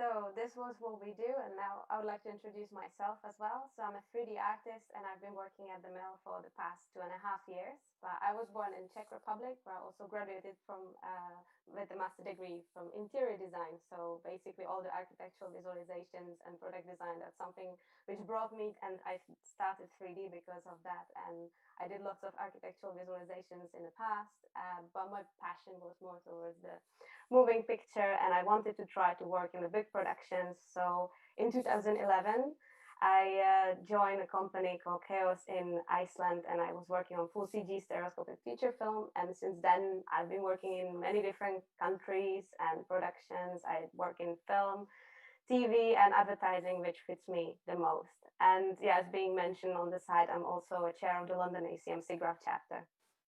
So that's enough about me. Now, some information about the commercial. Just to know, we usually pick a software and render what we think would be the best for the project. So in this case, for lighting and rendering, we used Arnold and Houdini.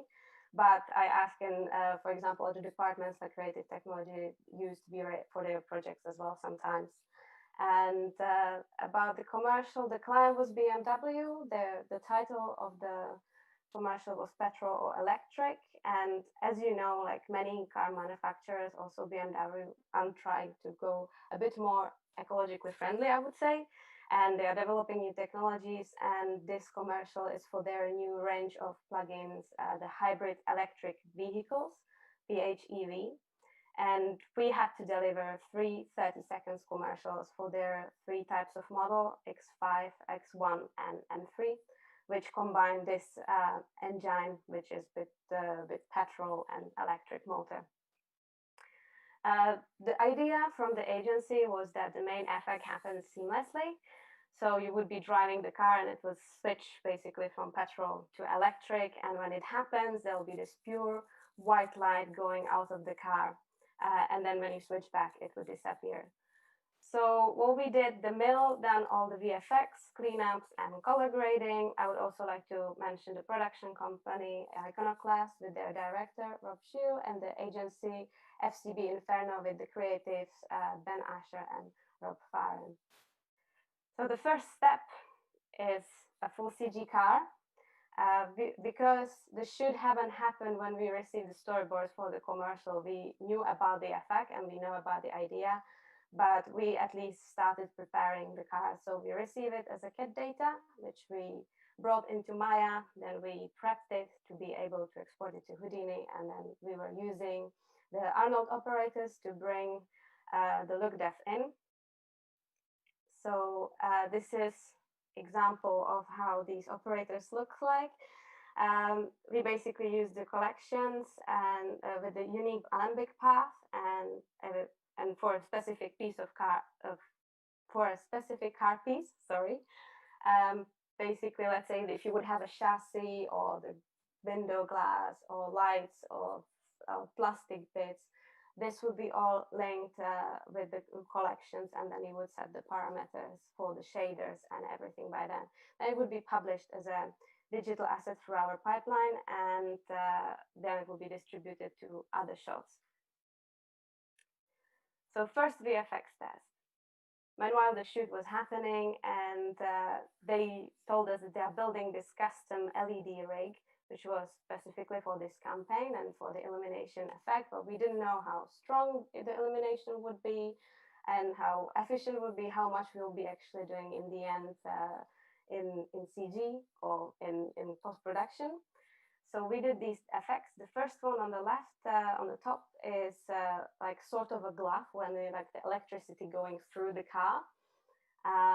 But then we thought that the LED usually behaves that it just instantly lights up. So then we went for the second one, which is on the top right, and the bottom is just a driving test, like when it's going to look like when the full CG car suddenly turns up and it will basically glow. So meanwhile, we received the car, how it looked with the LED rig. As you can see, they were fully covered in those stripes and tracking markers. And we didn't really know how it's going to look like at night, but we know just this to clean up will be impossible work for 2D. So we knew that we need to replace it 100% for every single shot where the car illuminated the environment. And this is how we received basically the car was looking like at night. And as you can see, it's very beautiful and it works very well also with the environment. And this is one of the shots. We also, before it was mentioned from Rune, the anamorphic camera. This was also shot to anamorphic camera to just get this more like a cinematic feel. And once we had the edit locked, we sent all the shots for tracking. And this is basically what we go back. So we had just the road and then we have the car, and then we've basically been replacing the car in here. This is just our shot setup. Is it playing? Yes, it does. So this is how it looks in our shop. We have a couple of Arnold lights for, like, for example, rim lights, and for the wheels. We an HDR, obviously. And then we had a custom built tool from our R&D, where we would be putting the model of the car on animated rake, and this would be also brought as a digital asset into each shot. So each of us would be working with it. This is basically the example of that. Oops, sorry. I went too quickly on this one. This is somewhere over here. And here are basically the lights, how we had for the headlights of the car. Basically, they would be linked with the locators as well, so they would be moving with them. The light rig itself, there we go. So we've been using photometric IES profiles for the front headlights because we were also rendering volumetric passes, and obviously with that we wanted to keep the accuracy to make it look realistic. And we had the options to turn the lights off and on. Apologies. There we go. Okay, so let's show you the rendering. So at the top we would have our look depth, and this is actually what are our render operators, and all the passes and different layers we would be outputting for the compositors. And as you can see, we've been using also the operators to override stuff and disable lights, for example, for some passes when we needed to. And in the end, the compositors would get these beautiful passes. So the important one was the foreground beauty, because that would be the car in all the shots, and then the compositors would be driving the lit up effect, because for us it would be difficult to match it literally pixel perfect frame by frame, because sometimes they had to time rob the plates, and that was happening in 2D, so therefore the animation of the actual effect of the lit up effect was happening in 2D. We used a curvature in emission shader to get some interesting outline with a mixture of constant and also the lines, which is just the outline from a toon shader.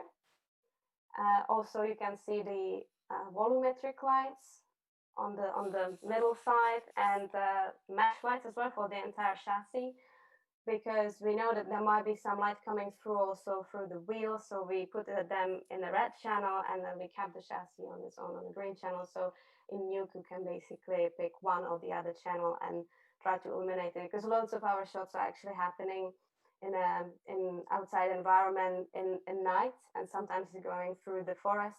So that means that there is usually like some sort of a fog or mist around it. So this would give them some volume around the car. Then we had classic passes like shadow math, position pass, normal pass, crypto math, which is saving everybody's life with the ID, so you don't have to make them manually anymore, and motion vector, just like to give them options to, if they need to blur it more towards what the plates look like in terms of wheels and such. I think I ran very quickly through this presentation because I was a bit nervous, but I would like to play the final commercial. So I'll play it now.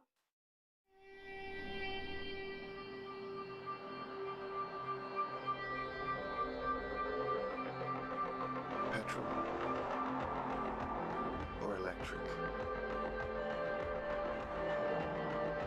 Petrol or electric? Why choose? Discover the BMW plug-in hybrid range. Sometimes electric, always BMW.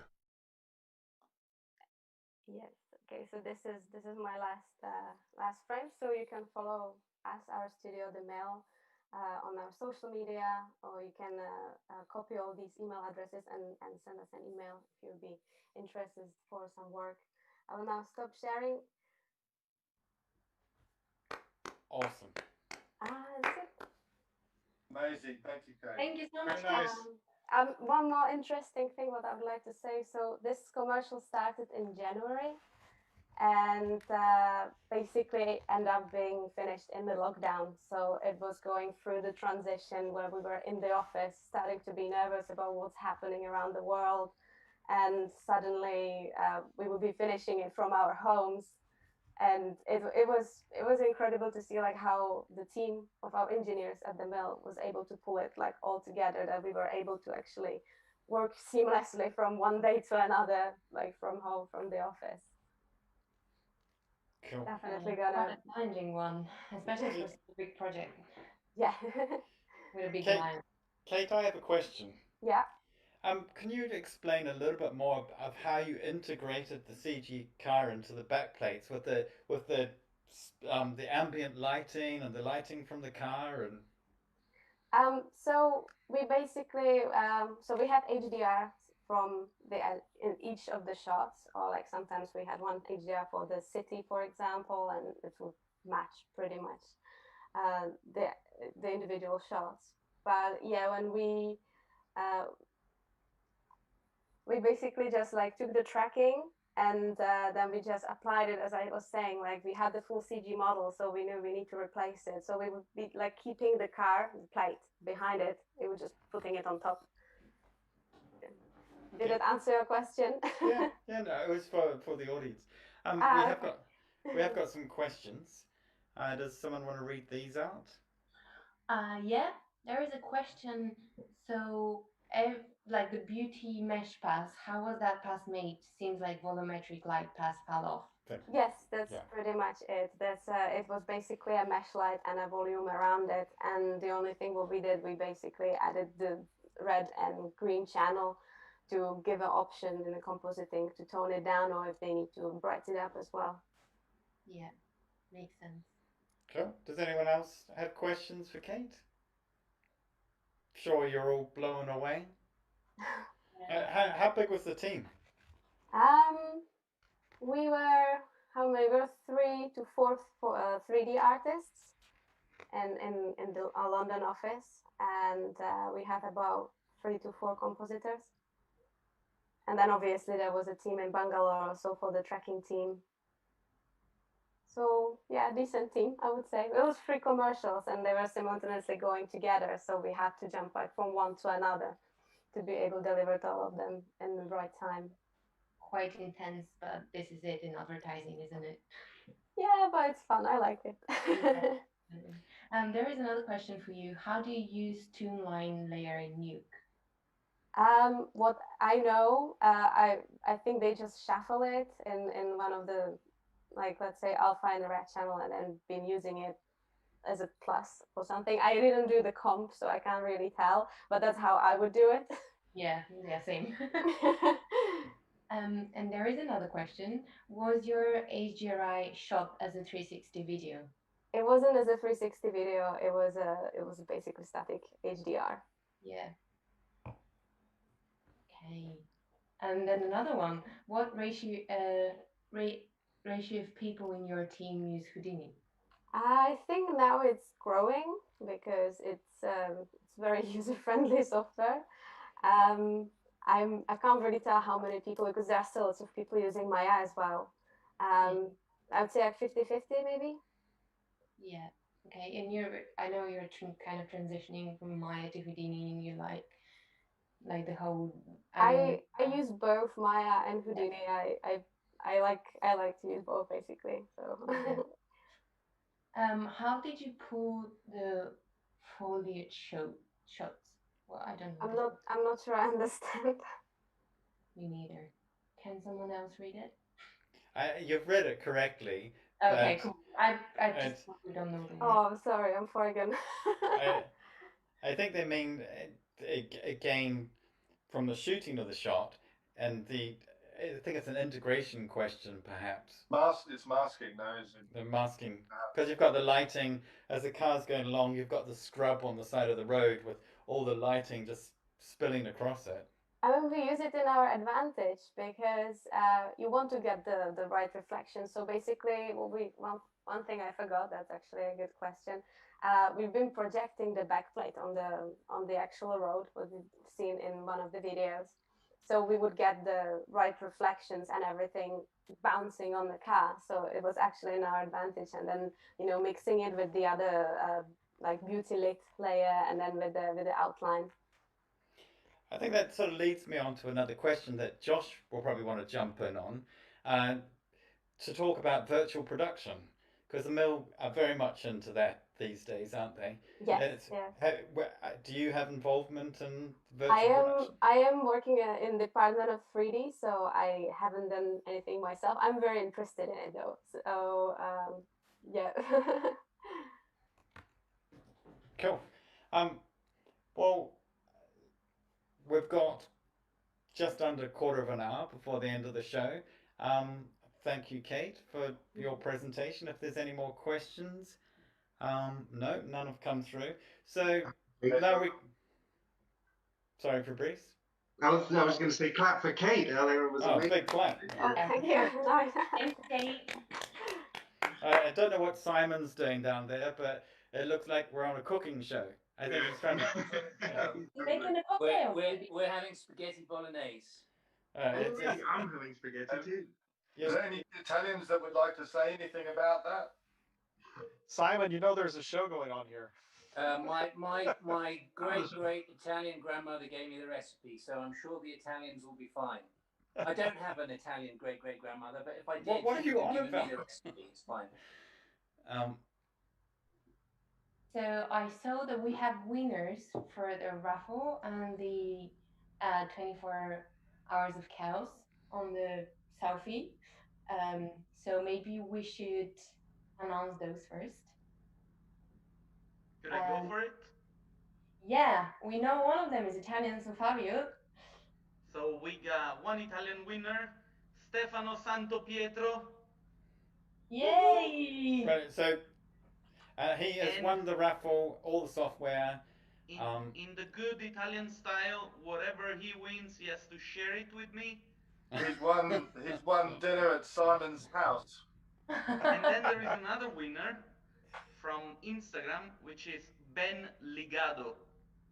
Congratulations, both. Congratulations! Yeah, first winners for the 24 hours of house. Yay! Everyone who's watching from home, don't forget to hit the like button. Whoever hits the like button when you come to Vienna for the D2, I'm pretty sure I still need to discuss it with Jason, but you might get a free hug from me. Ah. All right, we're gonna charge for the hugs next year. You gave too many free hugs last year. We're gonna monetize you, man. This is great. We have information that we're now admitting the two hosts for the next show in Brazil. So There we maybe go. all say hello. Hello.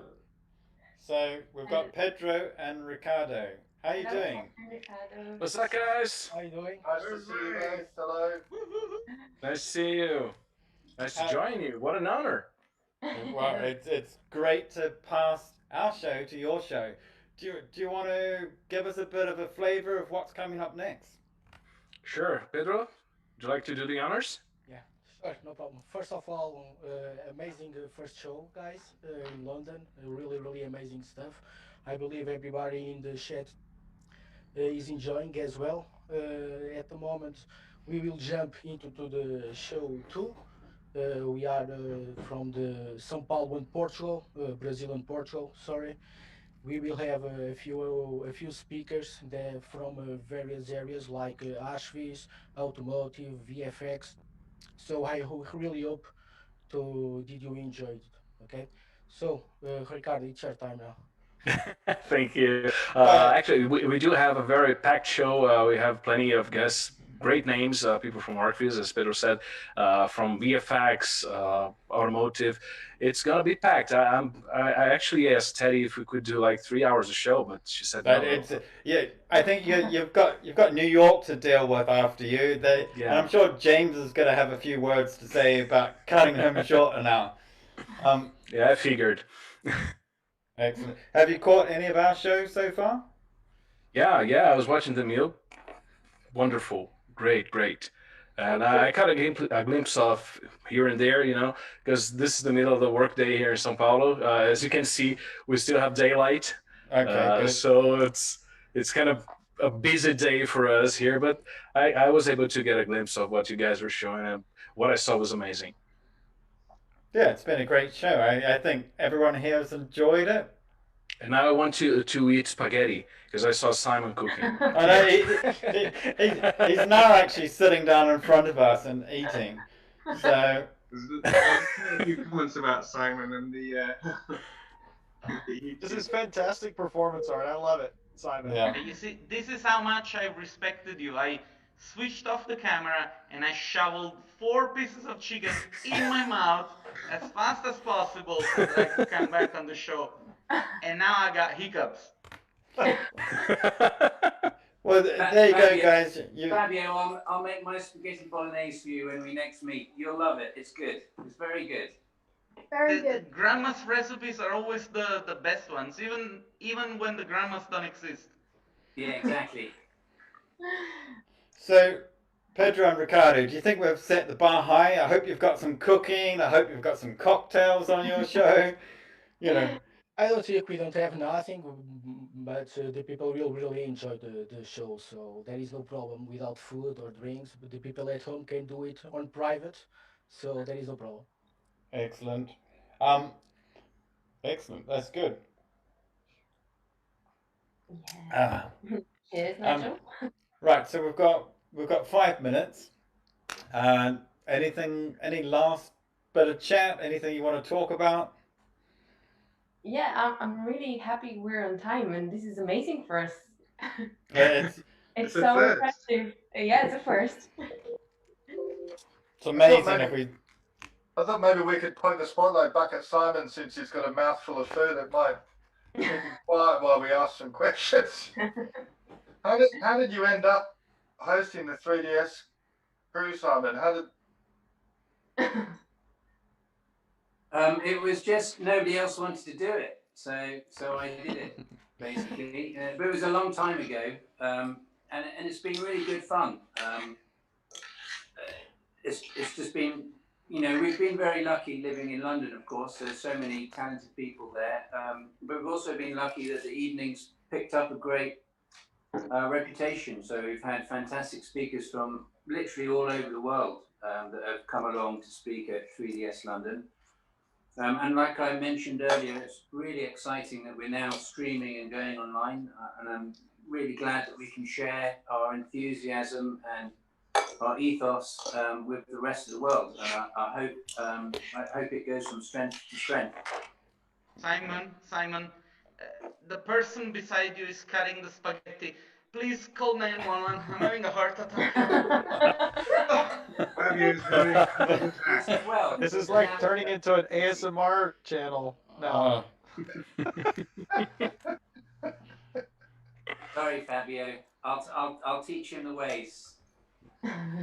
Another thing that we could say about 3DS event in London, obviously, we've got amazing presenters, but also members of the public who come. I mean, some people have been coming literally every single month for 10 years rolling, right? Yeah. Yeah. and that's something I think that's really been missing by doing an online event. I mean, obviously through necessity rather than anything, is the community at our venue Truckles in Bloomsbury. And I mean, I can't wait to get back down there again. To be honest, I think there's always going to be an online element to this. To 3DS London now. Well, I'm already lining up a new idea and looking at Simon. I think we might have to do a cooking at a reasonable hour, maybe back at 7:30. Cooking with Simon for 20 minutes. I can do that. Yeah. 2 minutes only take 2 minutes to cook, Nigel. Well, it looks like we're sort of pivoting away with cocktails. We've got food now, perhaps, but it's all about community. It's nourishing the brain and the belly. There's another thing about 3DS London, which is kind of iconic. Well, as far from my perception, and I had lucky enough to be able to present a few times, and it's just the openness that literally anybody can come and present. And in fact, in the event in the pub, there's always a time that is reserved for anybody that just literally has turned up in town with a USB key to be able to just come up and present and look for work and things like that. So I think that is a good point that we've always encouraged first timers to get up there and show your reel. And Simon's been a great advocate of encouraging people. It's quite nerve wracking to actually get up in front of 200 people, but we've had such a friendly and welcoming community that has continued, and we've seen more students get involved. And we're trying to also do this online as well. We've had students last month join us. I think that's really important to open that conversation to everyone, and everyone's welcome. I think that's quite a brilliant point, and we're very easy to find.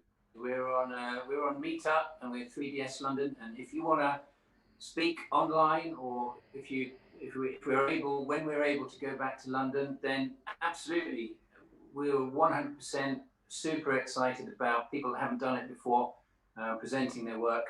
That's what makes 3DS London what it is. It's that willingness to, just to be open and everyone's invited. It's fantastic fun. Yeah, it's all about the community. Right, we've got a couple of minutes left. Final words from our committee. Yeah, I just wanted to say a massive thank you. I think this event is it's building to be an amazing 24 hours of absolute chaos and enthusiasm and passion coming from all aspects of the industry. And I wanted to say thank you to everyone who's involved. I really enjoyed it, and I'll probably enjoy it for the next couple of hours and then tomorrow as well. So, Excellent. yeah. Mark, we haven't heard from you at all tonight. As well. That's what I'm going to do because it's all on YouTube. So if you can't wait, stay up all night, you can watch it the next day as well, which I think is fantastic. Well, in this circumstance, it won't be the next day, but it will be soon. Oh, how? What's happening? It's everywhere around the world, Simon. It's so. This is 24 hours, so we're going to be recording it. It's been recorded and then been edited, and then it'll be shared online. Okay, so you're going to edit out me eating spaghetti. Okay, No, I think production team may have to blow you up a little bit better. We want to zoom in there to check the source and get Fabio's approval that it's. We're gonna make T-shirts with Simon eating spaghetti, and then the red sign on top that says Supreme, and then they'll go sold out in a minute. Okay, guys, that is us. That is the end of show one. I'd like to say to the audience, thanks for sticking around. Again, stick around for the next 22 hours. Pedro and Ricardo, are you ready to take over? Sure we are. Yeah, really. Okay. Good luck, guys. Good luck. Good night from Thank us, you. everybody. Thank Thanks you. for joining us. Bye, everybody. I'll see you Great show. tomorrow Thank when I you. get up. Good luck. Bye, Good guys. night. Nighty night. Good luck.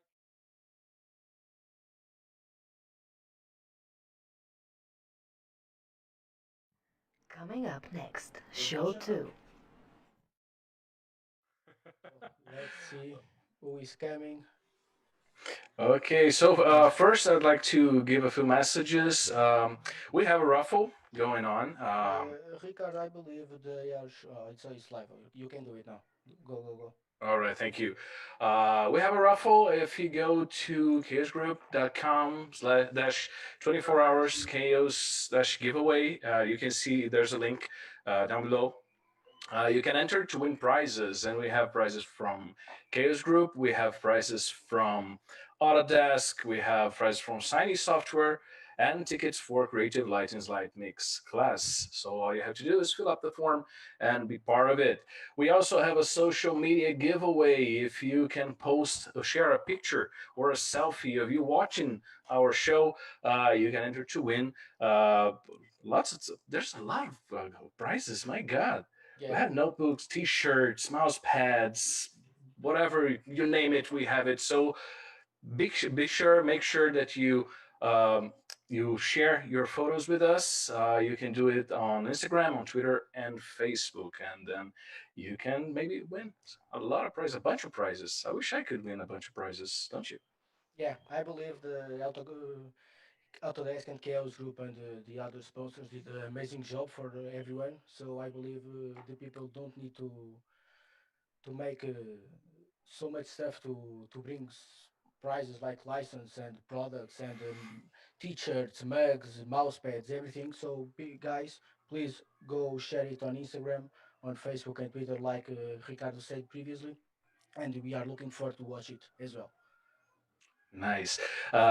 Just before we announce our lineup, I'd like to kind of introduce ourselves because I think that not everybody knows us. Would you like to start? Do you want me to go first? You want to go first? Me? I can go. There is no problem. So, hello everyone. I'm Pedro. I'm from Portugal. I'm a 3D artist as well, like many of you. But I'm here because I have a small community in Portugal to creating a podcast and workshops for the Portuguese community. And I hope in the next year we can have you, some of you, in Portugal because we will start a festival, and that will be something really awesome to see you all around, drink some beers, watching some talks, and that is my main focus for next year. I believe you have something similar, right, Ricardo? Yeah, we do have. For those who don't know me, I'm Ricardo Eloy. I'm from ChaosGroup and VirayMasters.com. I'm the host of the podcast Viray Master Talk, where we interview great names of CG that speak Portuguese from Portugal and Brazil. And we were invited by Chaos to host this event, this part of the show, and we brought a bunch of friends with us. I think you can see we already have some of them on the screen with us. We have Andre Matos, Nuno Silva, Christopher Madeiros, and Cássio Carvalho, and Pedro Conti are already with us here live. How are you guys? You're on mute. Hey. Hello. Okay. Hi, Eloy. Hi, Pedro. Hi, everyone. Everybody ready for our presentations? Yeah, I think everybody got a little bit contaminated by the cocktail from Nico, so I went to the fuel station. I went to the fuel station close by, and I got like myself a 1 liter beer because I didn't have any alcohol at home. So it's not really a cocktail, but it's getting there, right? Yeah. That's the intention that counts, I think. I hope I'm still on time for the spaghetti as well. Yeah, Simon was eating spaghetti, but they're cutting it with a knife. I mean, who doesn't? Yeah, that made Fabio mad, so let's not talk about I was mad myself here. Because I have Italian. So we have a packed show tonight. We have. I'm going to read our schedule here because there's a lot of people, great people, for you guys to enjoy. So we have Neorama with Cássio Carvalho and Hernani Cravo. We have Luciano Neves from Clan VFX. We have Christopher Malheiros, Santi Sanchez, Nuno Silva, Ander Alencar, Andre Matos and his beer, and Pedro Conti and Victor Hugo to finish up the show. So without further ado, I'd like to start the show, right, Pedro? Yeah. Let's start with Neorama, right? Yeah, let's do it. Are you ready, Cássio and Hernani? Yes, you're here. Yo, amazing. So I believe it's time to start the show. I hope everyone at home enjoyed. So E aí, pessoal, tudo bem? Meu nome é Before Hernani we hit Cravo, the eu sou play, sócio just e 1 diretor de second, please. produção da Neo. There you are. So, hi everyone. So first of all, thank you, Eloy. Thank you, Pedro. Thank you, Chaos. And thank you also to everyone who's watching us today. It's a big pleasure to be here. Today, Hernani and I will be representing Neorama for you. And we want to share a little bit of our work, our history, and our passion. We believe that everything begins with a dream. That's what gives us the courage to overcome challenges and do the best work possible, always seeking for excellence and innovation. That's our belief. And we want to say for those of you who are starting as artists or running business, and also for those who have already achieved big goals, we want to say never stop dreaming. And that's our big goal, and that's our presentation today about. So thank you very much, and thank you for watching. Very nice. There we go. E aí, pessoal, tudo bem? Meu nome é Hernani Cravo, eu sou sócio e diretor de produção da Neorama. Eu trabalho há mais ou menos uns 25 anos nessa área e sou apaixonado pelo meu trabalho. Principalmente na área de iluminação e fotografia, que eu me considero especialista, é onde eu mais gosto de atuar e é onde eu tento explorar um pouco mais os meus trabalhos. Eu sou Cássio Carvalho, sócio e diretor da Neorama, publicitário de formação e um apaixonado por arquitetura, cinema e tecnologia. Sempre entendi o trabalho da Neorama como um produto para viabilizar sonhos e ideias. Seja o sonho de algum mega empresário ou até mesmo o sonho de alguém que vai adquirir esse imóvel, seu escritório, sua casa, seu local de trabalho, ou até mesmo para exprimir ideias de arquitetos, decoradores ou paisagistas. A sensação que a gente tem é que é a primeira vez que essa pessoa, quando ela sonhou algo, ela vai ver pela primeira vez através das nossas imagens e através dos nossos filmes, através de algo que a gente produz no dia a dia. Isso para nós é um sentimento muito poderoso. O nosso trabalho nos propicia enxergar na frente. Nós tivemos o prazer de ver as cidades se materializando, mudando seu skyline em função de trabalhos que nós realizamos. Isso é o que nos motiva, nos provoca e nos move todo dia. Mas isso, obviamente, não aconteceu do dia para a noite. Isso começa há 20 anos, em um escritório de 9 metros quadrados, com 3 computadores, 3 pessoas e um grande sonho, que é trabalhar com os maiores projetos do mundo.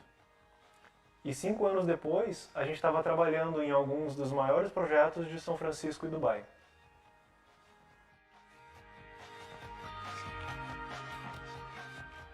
Nesses projetos encontramos desafios enormes, projetos em grandes escalas, onde tivemos que desenvolver modelos de cidade em prazos recordes. Antes disso, trabalhávamos numa escala menor, que eu chamo de a escala do artista e seu computador, era no máximo uma equipe de 3 pessoas. Com esses trabalhos, tivemos que aprender a trabalhar com um grupo grande de pessoas, fizemos um grande recrutamento, trabalhando com gente ao redor do mundo. E tivemos que criar sistemas para que esse trabalho funcionasse. Então, cada pessoa recebia seu arquivo devidamente posicionado e trabalhava de maneira que tudo funcionasse no final, mesmo trabalhando de forma separada. Então, com isso, a gente conseguiu garantir que esse prazo recorde fosse atingido e possibilitou que a gente conseguisse renderizar esse filme sem grandes problemas, né? Foi mais ou menos nessa época que começamos a utilizar o V-Ray. O V-Ray já era conhecido como um dos melhores renderizadores da época, ou talvez o mais realista, e nos surpreendeu também a forma como ele reagia muito bem à alta contagem poligonal, bom gerenciamento de memória, carregamento de texturas. Então, para nós, o V-Ray foi um grande parceiro nesse momento aí de vários projetos acontecendo no mercado internacional. Uma coisa legal de dividir com vocês é um pouco de como se comporta o processo de vendas do mercado imobiliário brasileiro. O nível de investimentos em plantões de venda é algo gigantesco.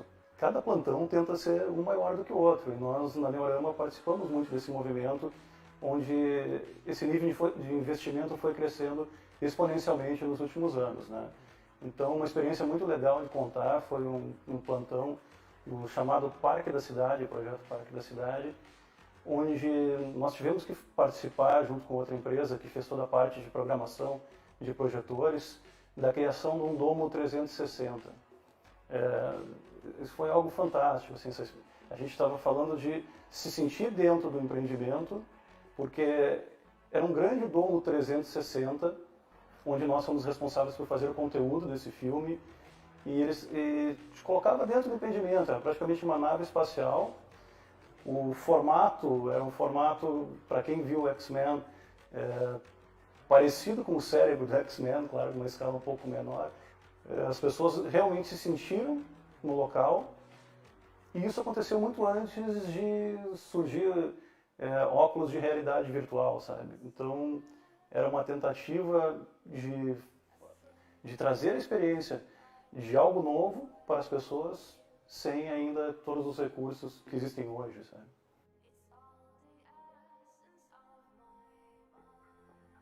Na verdade, a gente sempre buscou qualidade e inovação, e a gente sempre viu isso muito presente no nosso DNA. Desde os primeiros filmes fly-through inteiramente em 3D, passando por inserções de chroma key, live action, até efeitos mais complexos de fluidos, partículas, que não são novidade alguma em publicidade ou cinema, mas que para o mercado imobiliário representam uma grande inovação. A gente busca estar naquela fronteira entre comunicação, cinema e arquitetura, para que o audiovisual consiga potencializar o projeto arquitetônico e, em alguns casos, consiga até mesmo posicionar o projeto. Quando iniciamos um projeto audiovisual, a gente quer fazer algo incrível, algo inovador, algo diferente, algo que nunca foi visto. nós nos perguntamos como vamos contar a história real daquele empreendimento, aliando diferentes disciplinas e pensando nos canais de forma integrada.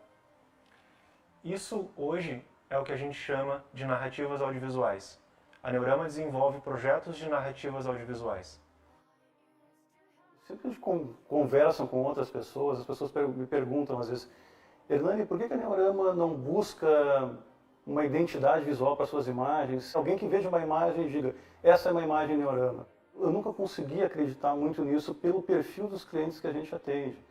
Porque isso é muito o que domina a linguagem das nossas imagens, é a campanha, é o perfil do público, né, do empreendimento, é um pouco da vontade do cliente também, cada cliente tem um gosto um pouco diferente, e a gente tenta entender a cabeça desse cliente, tudo que está por trás desse projeto, e a linguagem escolhida é a linguagem que melhor vai ajudar a contar essa história por trás disso, sabe? Então, já trabalhamos imagens muito realistas, trabalhamos imagens com um perfil um pouco mais fantasia, como a gente fala, imagens extremamente saturadas e coloridas, outras um pouco com um perfil mais frio, que se comporta um pouco mais parecido com linguagens da Europa. Mas eu te digo que a Neurama, eu tenho meu gosto pessoal, mas a Neurama não se prende à linguagem somente por identidade de marca. A linguagem, o que domina é a vontade, é o perfil, é a característica do empreendimento. Algo interessante assim que eu gostaria de dividir com vocês, acho que agora pode, né? É tudo ChaosGroup, né? Porque quando começamos a testar o Corona, o Ricardo Eloy, que está nos apresentando agora, ele ficou um pouquinho chateado comigo porque a gente estava falando em substituir o V-Ray. Mas assim, o primeiro teste que eu fiz com o Corona, eu senti muita liberdade. Eu me sentia um pouco mais artista e menos técnico. Eu consegui me soltar um pouco mais e me prender nas características de iluminação, na fotografia. Existiam ferramentas, quando o Corona foi lançado, muito interessantes, que era o render interativo. E isso dá muita liberdade para o artista. A simplificação dos materiais, os materiais trabalhavam de forma muito real e relativamente simples. O Light Mix também abriu uma porta com um pouco mais de testes, a gente conseguiu chegar para o cliente com imagens noturnas, diurnas e fazer essa variação de maneira muito rápida. Então, há uns 3, 4 anos atrás, mais ou menos, depois de muito teste, a gente acabou optando por migrar do V-Ray para o Corona. E fiquei muito feliz em saber que a ChaosGroup acabou adquirindo o Corona e está dando esse desenvolvimento nele também que o software merece. Hoje a gente está vivendo um contexto completamente diferente. Todos nós estamos vivendo esse grande contexto. O Brasil foi um dos países que mais sofreram com a pandemia. O primeiro passo foi pensar na saúde da equipe. E para isso foi fundamental a remotização. Em tempo recorde, a gente conseguiu remotizar 100% da força de trabalho.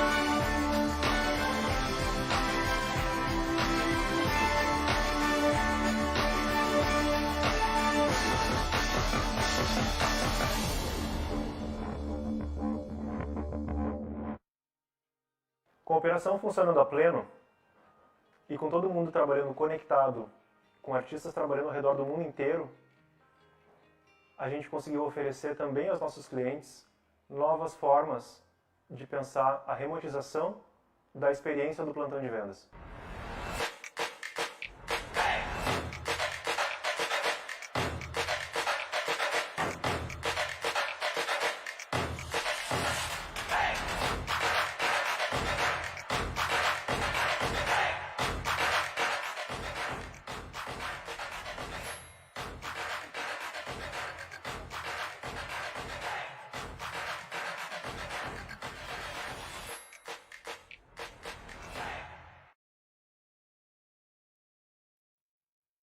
Toda essa trajetória é fruto de dedicação e do trabalho de todas as pessoas que compõem a nossa equipe.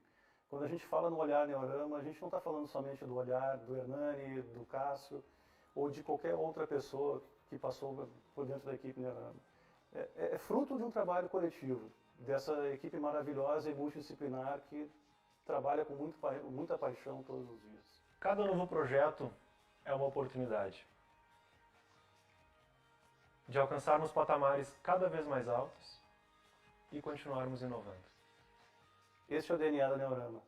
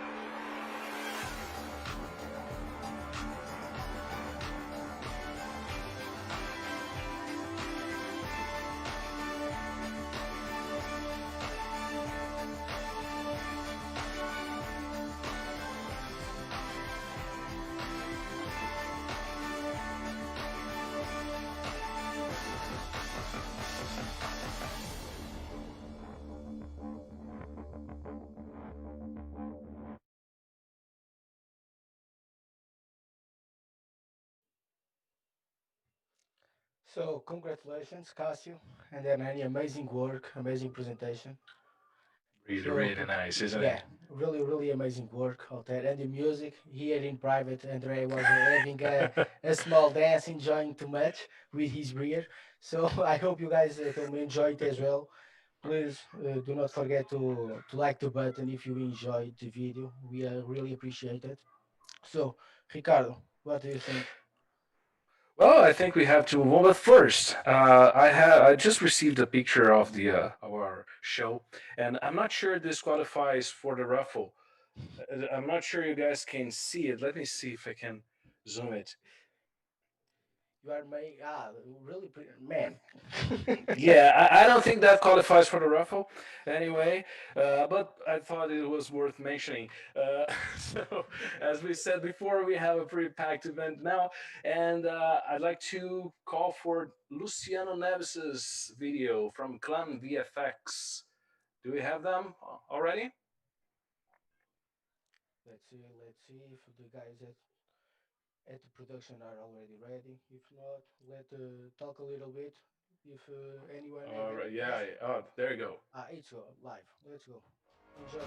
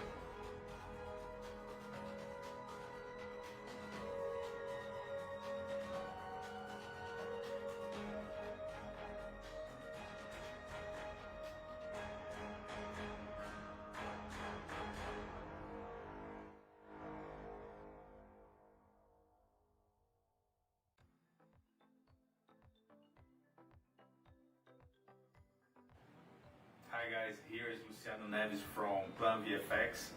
It's an honor to be here with you today. Thank you very much, Mr. Eloy and the ChaosGroup. Let's talk about the VFX. Bom, desculpa eu falar em português agora, mas é que eu gostaria de que o mundo conhecesse um pouquinho da língua portuguesa também. Muito obrigado pelo convite, ChaosGroup e Eloy. A gente vai falar do tema solucionando problemas com arte, tecnologia e muita criatividade. Na verdade, na nossa área, eu acho que já há algum tempo a gente vem solucionando muitos problemas mais do que qualquer outra coisa. Então, eu acredito que com a experiência de 20 anos no mercado, eu possa trazer um pouquinho para vocês, um pouco da parte técnica, um pouquinho, eu vou demonstrar aqui para vocês um pouco como a gente faz com a parte criativa também, como a gente desenvolve os comerciais, filmes para TV, Netflix também a gente trabalha. Então eu gostaria de mostrar para vocês alguns detalhes técnicos. Bom, na verdade eu não considero problema, porque eu acho que faz parte mais de uma evolução da área do que qualquer outra coisa. Eu acho que com relação a prazos, que eu julgo como problema, são coisas relacionadas a prazo. Eu acho que todos enfrentam isso no mundo inteiro, para desenvolver a sua arte, para desenvolver o VFX. Então, menos prazo, menos dinheiro. Então, eu acho que essa é a causa do problema todo e uma constante reclamação do mercado.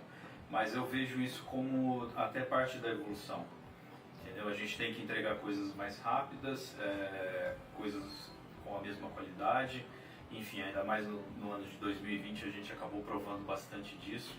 Então, eu acho que isso não vai mudar. Isso faz parte da evolução. Eu acho que a tendência é essa mesmo, mais rápido. Então, como resolver esse problema de prazo versus dinheiro versus arte e conseguir conciliar tudo isso? Então, durante esses 20 anos meus de carreira, eu passei por várias etapas de desenvolvimento de projetos em que a constância era a diminuição de prazo e a redução, obviamente, da verba dentro de comerciais, enfim, de qualquer produção de VFX. Então, isso é uma tendência de fato e vamos ver o que a gente eu consigo demonstrar para vocês aqui com relação a isso, qual a nossa solução. Não é uma solução mágica, obviamente, a gente ainda está aprendendo, mas eu acho que vale a pena. É menos tempo e menos dinheiro. Então, como a gente resolve isso? Eu acho que a gente tem que anteceder o problema. Então, aqui na Clã, o que a gente faz? A gente tenta anteceder o máximo possível dos problemas, conseguindo um briefing melhor e ajudando no desenvolvimento do comercial de início, com direção de arte, com uma pré-produção muito bem feita. Então, para resolver esse problema de prazo, a gente tenta fazer dessa maneira, entendeu? Quanto melhor, mais bem feito o briefing, quanto melhor a pré-produção, mais rápido vai sair o comercial. Consegue-se viabilizar mais apresentações de work in progress e por aí vai. Eu acho que com relação à tecnologia, alguns bons anos atrás, não havia a tecnologia que a gente tem hoje. Então, hoje é possível você desenvolver uma imagem como essa, que eu acho que dá para mostrar aqui para vocês, que eu fiz há alguns anos atrás, alguns bons 10 anos atrás, e ela levava em média 2 dias para fazer o render dela, um dia talvez, inteiro para fazer o render dessa imagem. Então, hoje em dia, uma imagem dessa leva quanto tempo? Em média 30 minutos, 1 hora no máximo, se você fizer uma setagem boa, de qualidade. Então, com relação a tempo, a gente ganhou muito com a tecnologia. Então, isso é bem visível, vou mostrar para vocês tecnicamente isso, o que ajuda com relação a prazo. Então, a maneira que a Clã, a gente resolve dentro aqui da nossa produção, é justamente isso, usar a tecnologia a nosso favor, para conseguir reduzir o máximo de prazo possível dentro das possibilidades, obviamente. To make a creative image or movie I draw, first of all I do a quick sketch, something like this, and here I can decide almost all information I will need as a color, composition and camera. I call this the brainstorm painting, or as you know, the concept art. And here I can decide what mood I wish to have, cold or warm palette. Here in this case I will have a cold palette color because we have snow in the mountains. For example, I have sky, clouds and rocks here. The composition scene is also important because this will tell where our eyes will look first. For example, here I have this point and I have this mountain here. And then inside the concept art I also can tell where the sunlight will come. In this case from the left to the right side. And the sun will be here. And they will hit the mountains here, this side. And maybe we will have a big shadow in this part. And also I can make a camera, what kind of camera I will have. Maybe a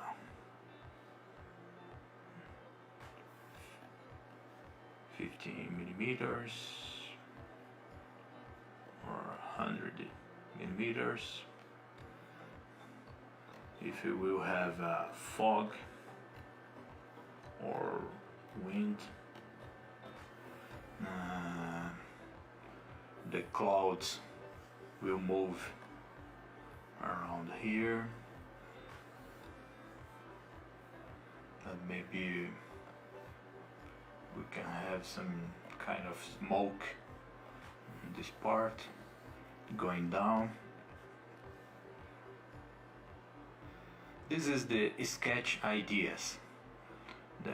This is my first step before I start everything in 3D.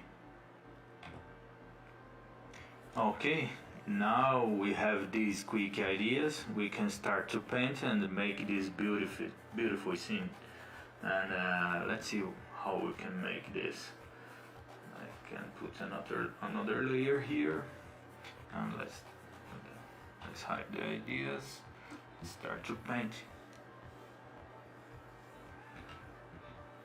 How I told before, this is gonna be a code palette color. Maybe the shadow will be this blue. You can start paint here.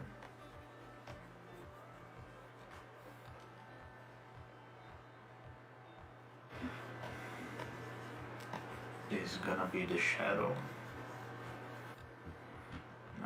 Maybe we can red paint where the sunlight will hit. Of course, this shadow is about the snow shadow, because we will have the rocks here, and maybe it will be more dark than this shadow. Sometimes I make the big shapes, but sometimes before decide what kind of light I will have, I prefer to make a small part.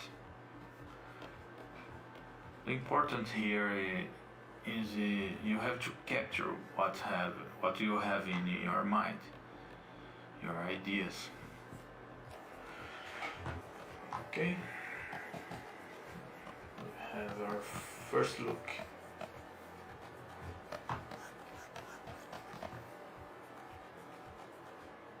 Okay, now let's jump inside this 3D software. Here I'm going to show you how to assemble this scene. It's so simple. Let's always work smart. First of all, check which angle of the camera you will must have for your scene. For sure, will give you more time to be creative. Here, for example, I just have some pieces. What exactly my camera will show. I'm inside the 3D Studio Max with V-Ray, of course, for rendering, and viewport be in IPR mode. With IPR mode, we have a real-time light response that make you free for artistic adjustment.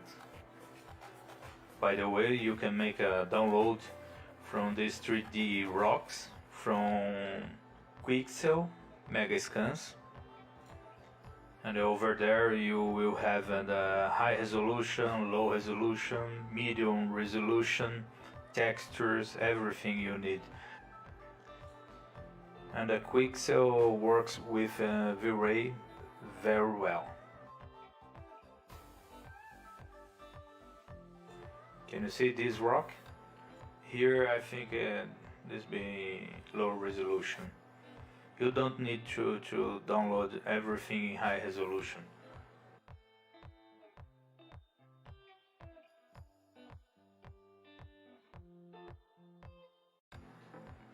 After we fix the camera and 3D model, shaders and the light, let's begin the simulations. For this kind of simulation I used Phoenix FD. Easy to use and incredible and faster results. I made two kinds of simulation here. One for fog, of kind of smoke going down to the mountain, and another one with particles with almost the same animation. I set the time scale very low to give me a sensation of a big scale scene. How you can see, it is a cold smoke, then the smoke must go down. I set the wind and the turbulence to give me a beautiful design, and in some parts the smoke fly a little bit. I'm going to show you the smoke that I handle, and you will can see the final result. Here you can see the handling with V-Ray. You can see how the smoke fly and have a big turbulence and touch the rocks. Here you see the particles. I make some changes about the turbulence, and here the viewport. It's not a render.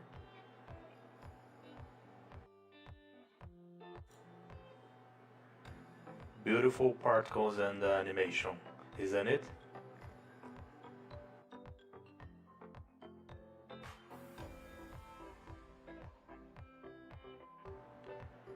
Okay, now it's time to see a beautiful scene with all composition, all layers together. I painted by myself this sky, and I made 2D animation in the clouds and as a distortion, slow distortion. As you can see here, I made cinematic color correction to looks like a movie trailer. Our scene is bluish, a little bit of green.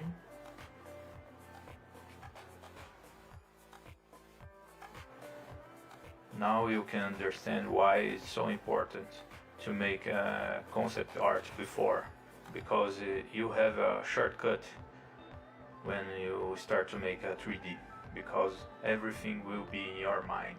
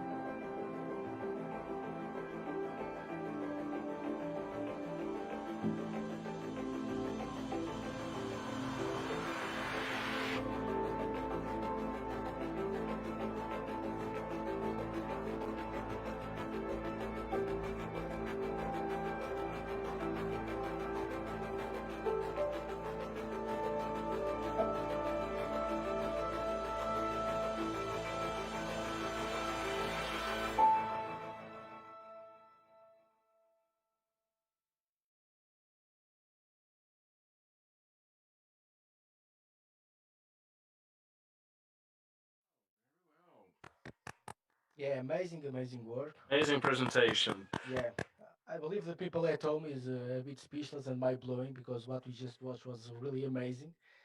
So I don't know how the people everywhere is feeling, but I don't have words for what I just watched. It was really, really awesome.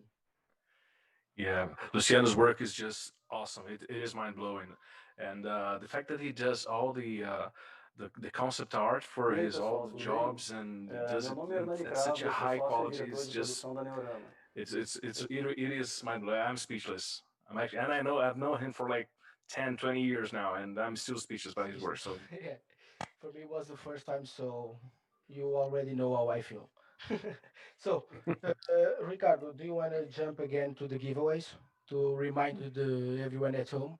yes, we need to remind everyone that we do have giveaways, and we have two fronts for that. We have a social media giveaway with the hashtag 24 hours of chaos, where you post your selfie or a picture of you watching our show, and you can win some very nice prizes. We have Chaos Group notebooks, Chaos Group V-Ray t-shirts, mouse pads, glass cleaning tissues, canvas bags, you name it. And also we have a raffle going on as well. You have to go to chaosgroup.com/24 hours chaos giveaway. You have The link. the link right here. Let me see if I can point it correctly. Yeah, I'm probably pointing it's the wrong way. Oh, no, I it's got it perfect. It's correctly. perfect. Yeah. I'm such a professional.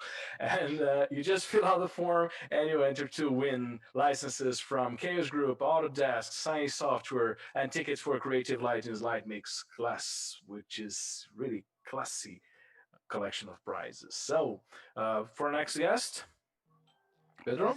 Yeah, for the next guest, we have Christophe Malheiros from Portugal. He'll be speaking really, really soon. And I hope everyone will enjoy it as well. He's artist. He have a company based in Lisbon. So let's move forward. Christopher, are you here? Great. You need your mic. Amazing. Sim. Tá bom Yes. agora? Yeah, it's amazing. Yeah. Perfect. So, do you want to share, starting to speak about you and company and the Chaos Group will deliberate everything for graphics, okay? Yeah. Okay. Are you seeing my screen now? Uh, yeah, we are watching, probably, yeah, it's ready. When you want to start, just do it, Christopher. Thanks. Okay. So, hi guys. Um, is this good? Is this looking good? Okay, it is. So, my name is Christopher, and I've been working on the field for a few years now. Our company name is Fiction Studio, and we're actually based in Paris and Lisbon now, actually, for since a few months now.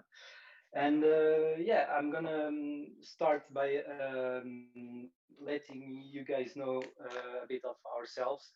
So I started like this. This was done like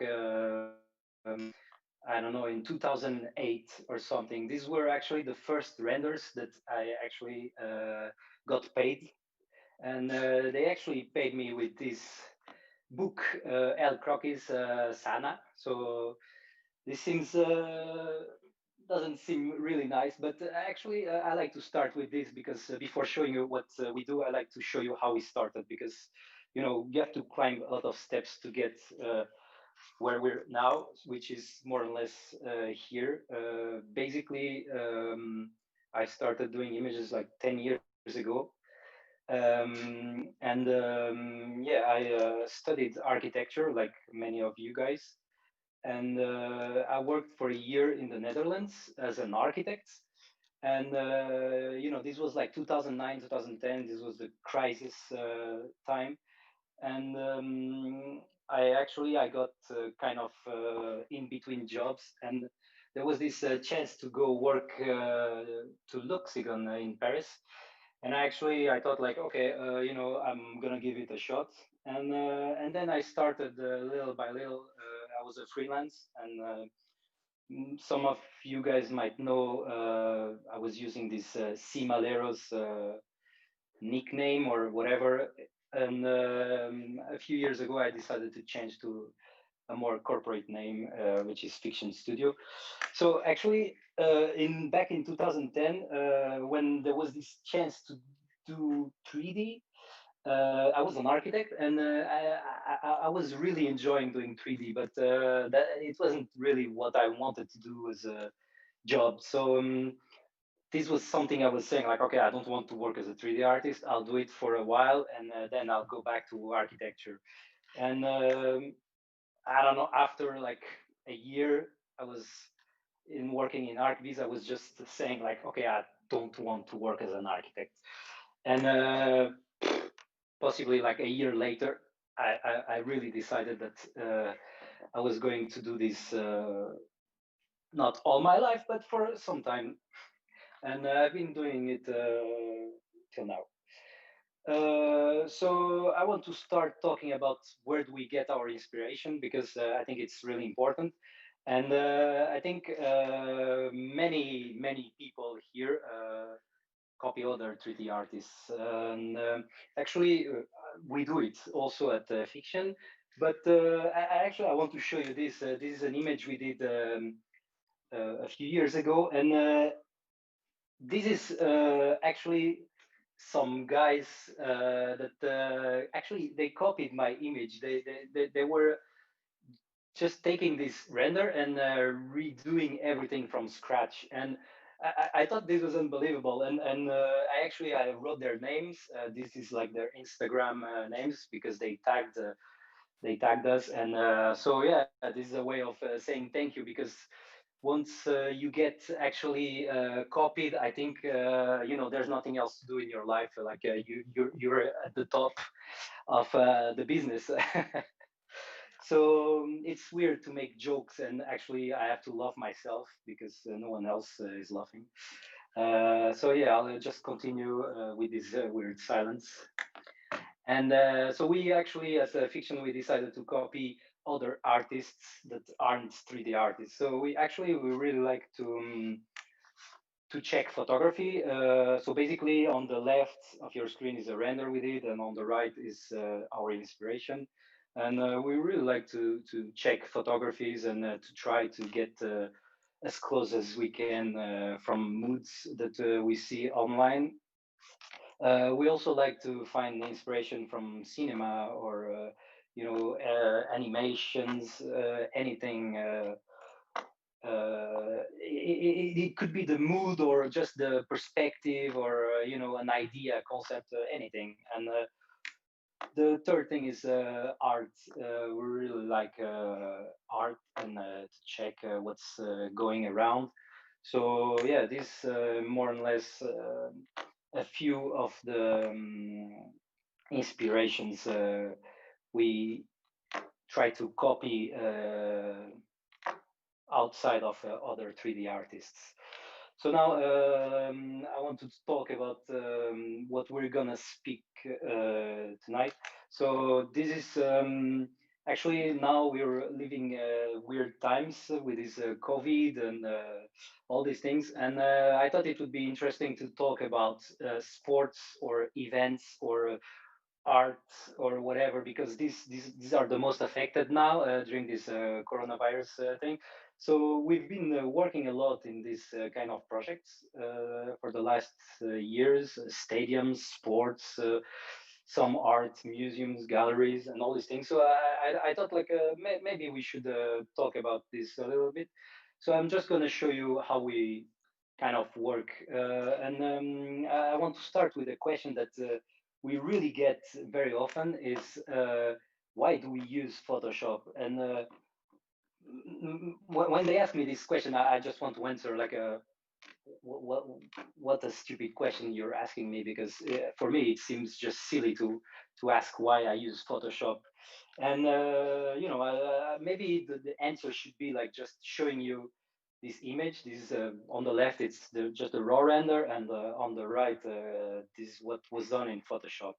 And I think this kind of answers for now, and now I'm just gonna speak about.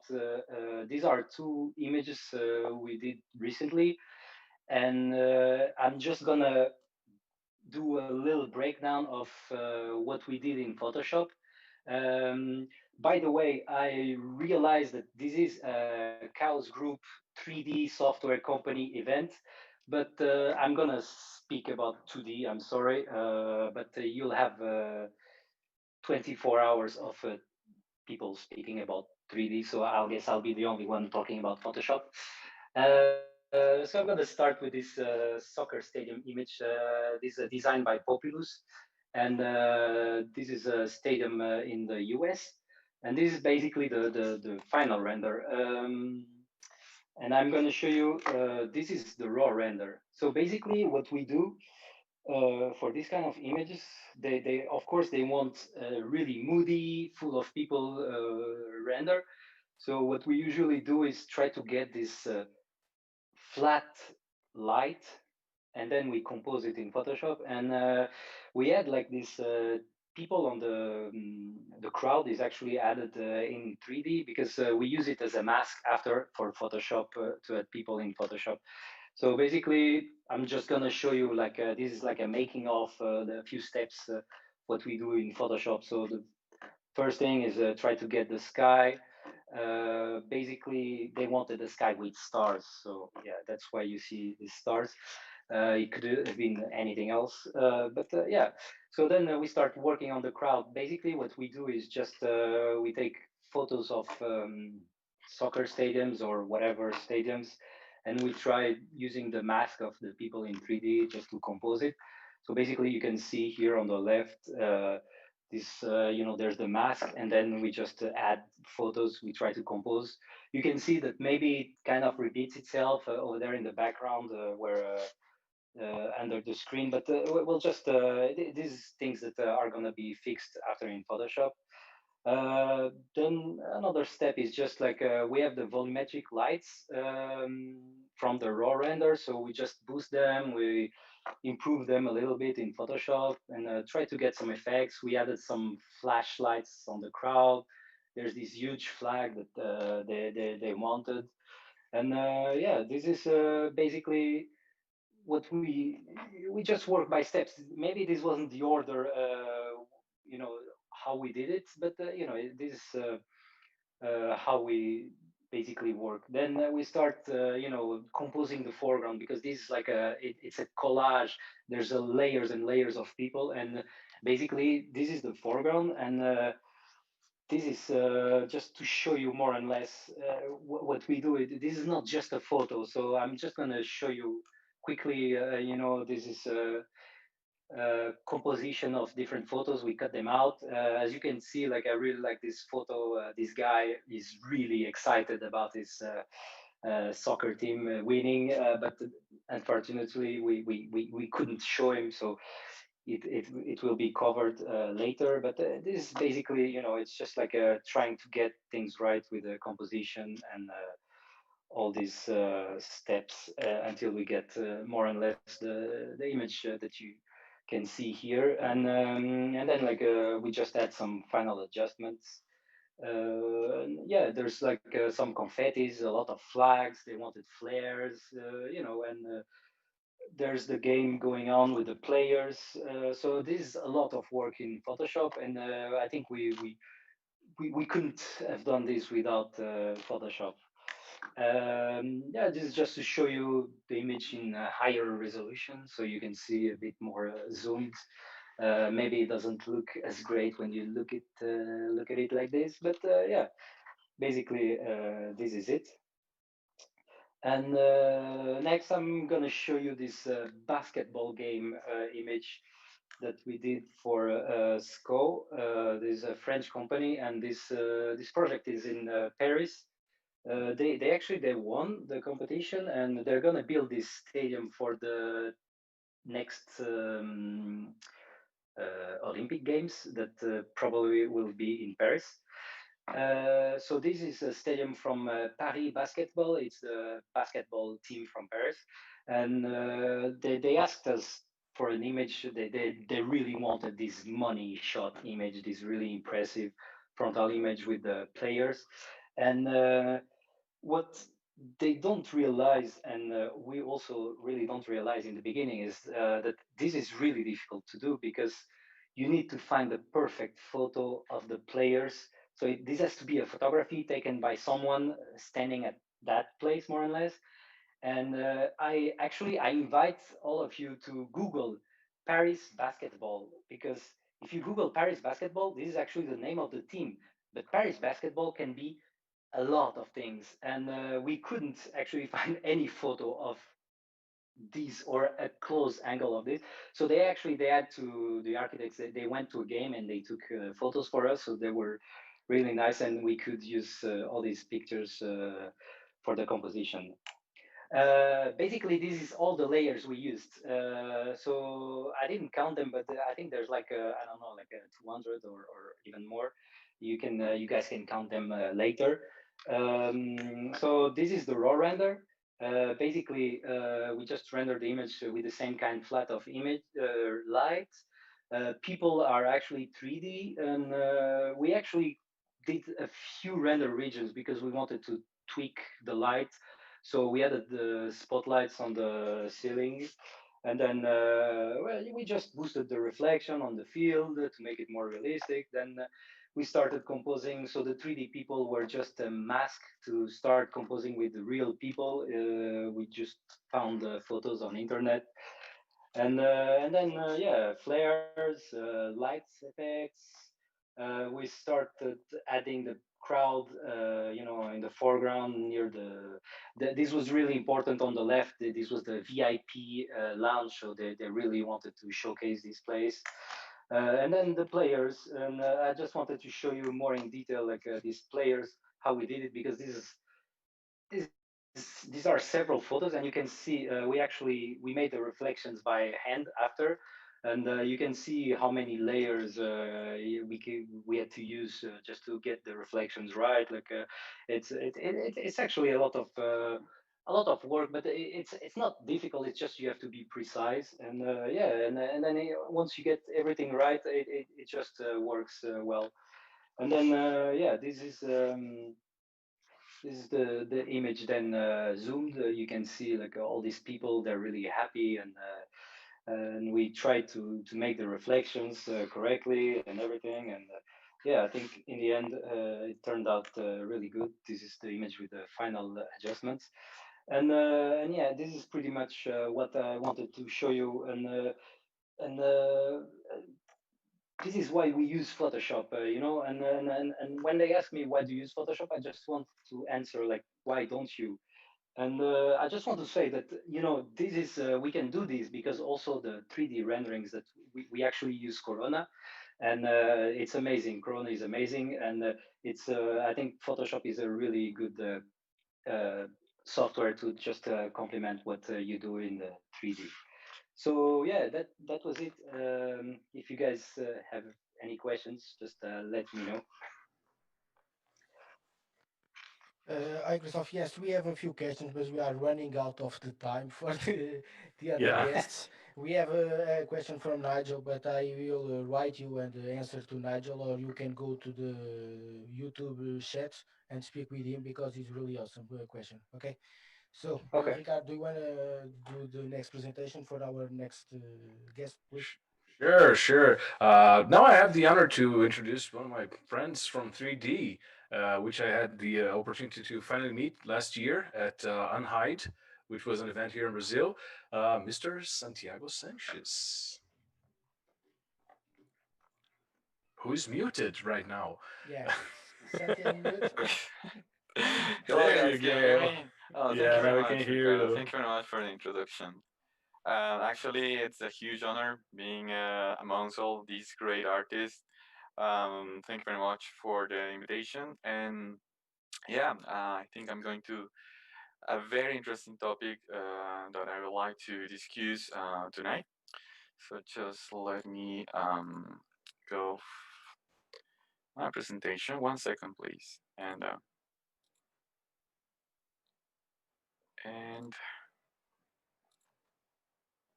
There you go. Okay, now I think I have to stop. Yeah, 1 second, please. I'm going to share my screen right now. So, um,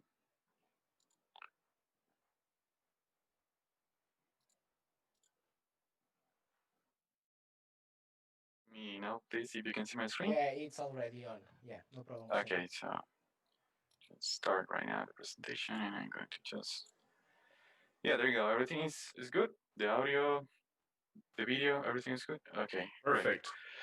So I would like to talk about a very important topic that basically I started to research mostly in the last I don't know like 4 or 5 years, and the very first time that I started to work with Corona, because actually I was a Vero user my entire career.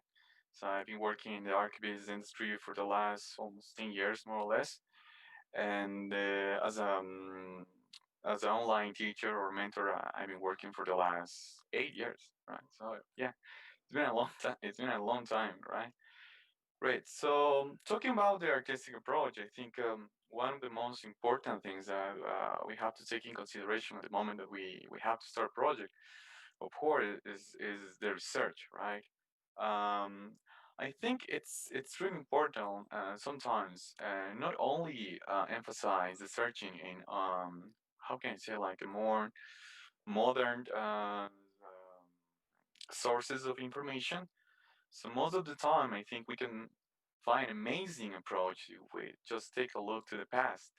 So basically, that is one of my favorite like hobbies. I like to study from the past, like I don't know, like painters from 300 or 400 years ago. And actually, it's really surprising the amount of not only techniques, because of course there is no comparison, right? With right now we have software and hardware, and of course there is no comparison like 200, 300 years ago, right? Everything was done by hand. But in terms of the approach, we can find a lot of interesting things. So I think we have to take these as an inspirational resources, right? Because I think at the moment that you start to go deeply and you just start to dissect an image and just try to understand what is behind the image, not only the technical approach, but in the artistic approach, we can take advantage of that kind of knowledge and just basically it's an unlimited amount of options that we can apply directly in any image, no matter if it's exterior or interior, right? The artistic reference, I think, are absolutely better than only trying to get inspiration from single pictures. So most of the time, as Christopher mentioned before, we have a lot of CG heroes, right? I think that is kind of common, but um, I think the more artistic it is a reference, in terms of how the expression is, you can find a lot of expression image, the better is going to be the result, right? So this is, like, for example, a couple of images like I would like to share with you that most of the time for me is just pure gold, right? In terms of approach, every single time that I would like to study reference, this is the starting point to me, right? There's the kind of things where this is the kind of things where I can find a lot of interesting things. For example, how the artists they use the color in order to express the mood, how the artists establish the composition in order to take or put attention in a specific part of the image. So this has to be, I think, the starting point every single time, right? Um, Talking about the project itself, I think we have to try to do an adaptation. I try to balance the requirements from the client side and our own thoughts about the project, right? Most of the time, it's really hard to try to get a good deal because clients are more focused in budget optimization, right? And that basically it's not a good sign.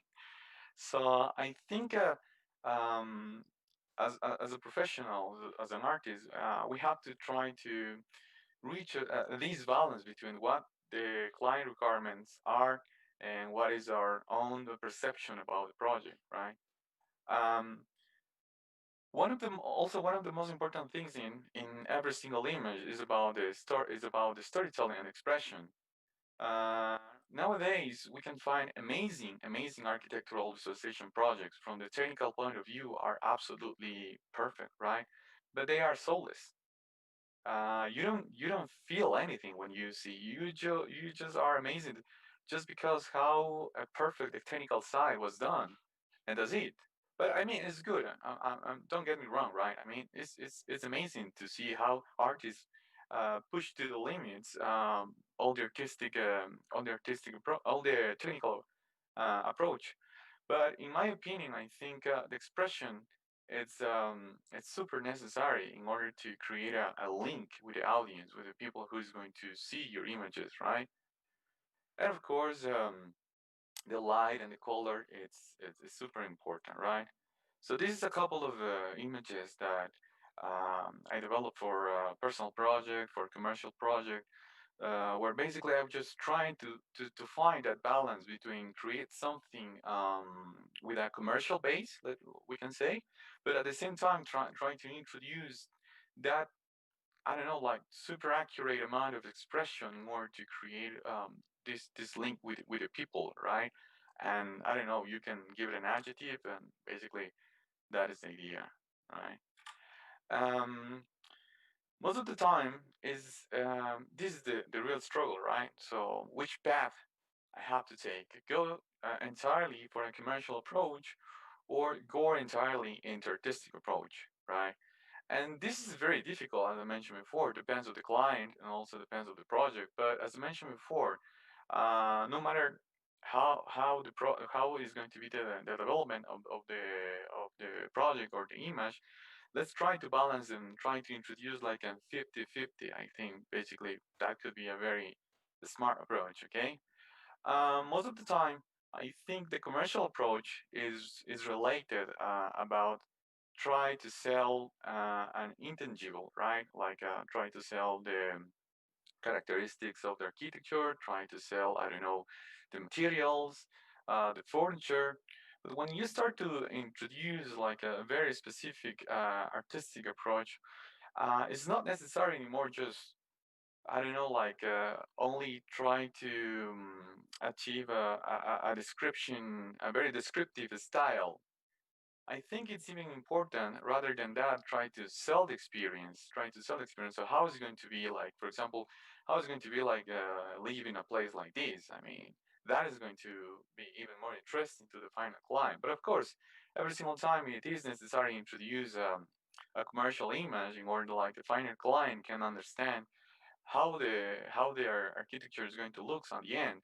So the artistic approach is based more in a very subjective language, you know. So it's very personal, okay. And of course, at the end of the day, the idea is just try to get a good deal and try to introduce also your own thoughts and your own ideas about the project, okay. Um, as a I think as a final comments and suggestions, it's always important try to keep very healthy your creativity and innovation. And this is super hard when you work in a studio because most of the time you are doing like commercial projects like 24/7, and that sometimes could be I think because I have so many students that they work for studios. It's kind of frustrating at the end of the day because they start to feel like they are another tool, you know. And I think in order to avoid this huge problem, the best we can do is try to do personal projects. Personal projects are super important in any CG artist or 3D artist career because that is the only thing where you're going to basically you're going to put all your passion, all your love, and you're going to put all your potential. And also, this is going to take out of your comfort zone, right? But in the meanwhile, if you're just doing like 24/7, like only commercial project, your creativity and your innovation basically is going to be very limited, right? One of the most important things that you can do when you start a personal project is about challenge yourself. Try to do or try to create something that you never done before, right? Try to select a very interesting subject that you never seen before in a 3D forum, or you never seen before, I don't know, anywhere on the website, right? This is super, super important. And at the end, I think um, no matter how many years you're working in this industry, you have to put all your effort when you're doing something, because sometimes only like it is not going to be enough. So I think this phrase basically sums up everything, like do what you love and love what you do. I think that is the best thing that probably you can do. In my personal portfolio that you can find mostly in Behance, I'm not really a huge fan to post commercial projects, but rather than that, I prefer to post, for example, personal projects based on sometimes crazy ideas, crazy concepts that I'm trying to develop every single day in order to keep my creativity alive and also my imagination very, very healthy.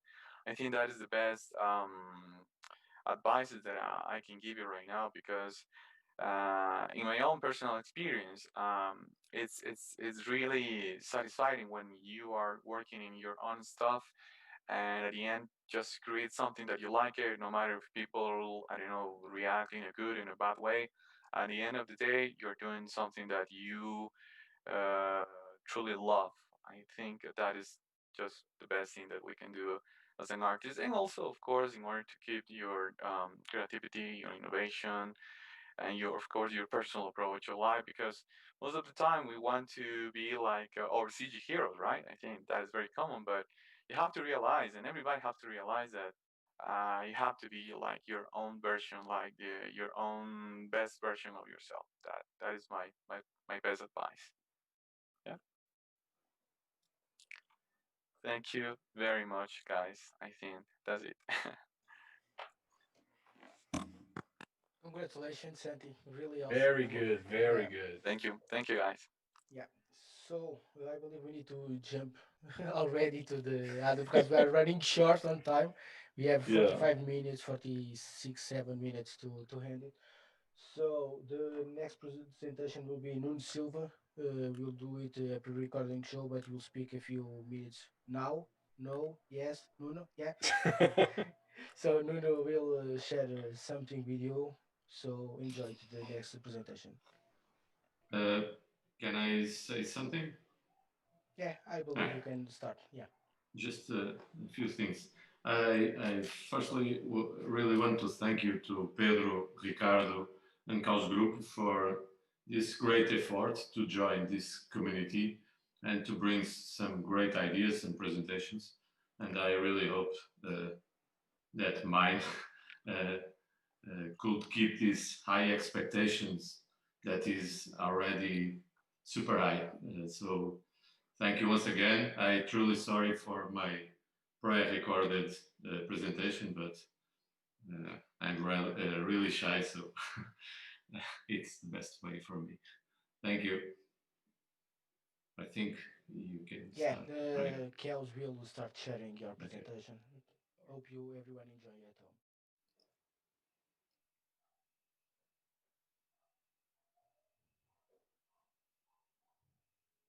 Hi everyone. I'm Nuno, founder of Numa. First, I want to thank you to Pedro Moreira, Ricardo Eloy, and Chaos Group for this invitation and for the opportunity of being in this 24 hours of chaos. Secondly, I really apologize for this presentation being pre-recorded, but I'm really shy and I get really nervous when things don't go as I expect. In any case, I will be online and live for any questions. Thank you for understanding.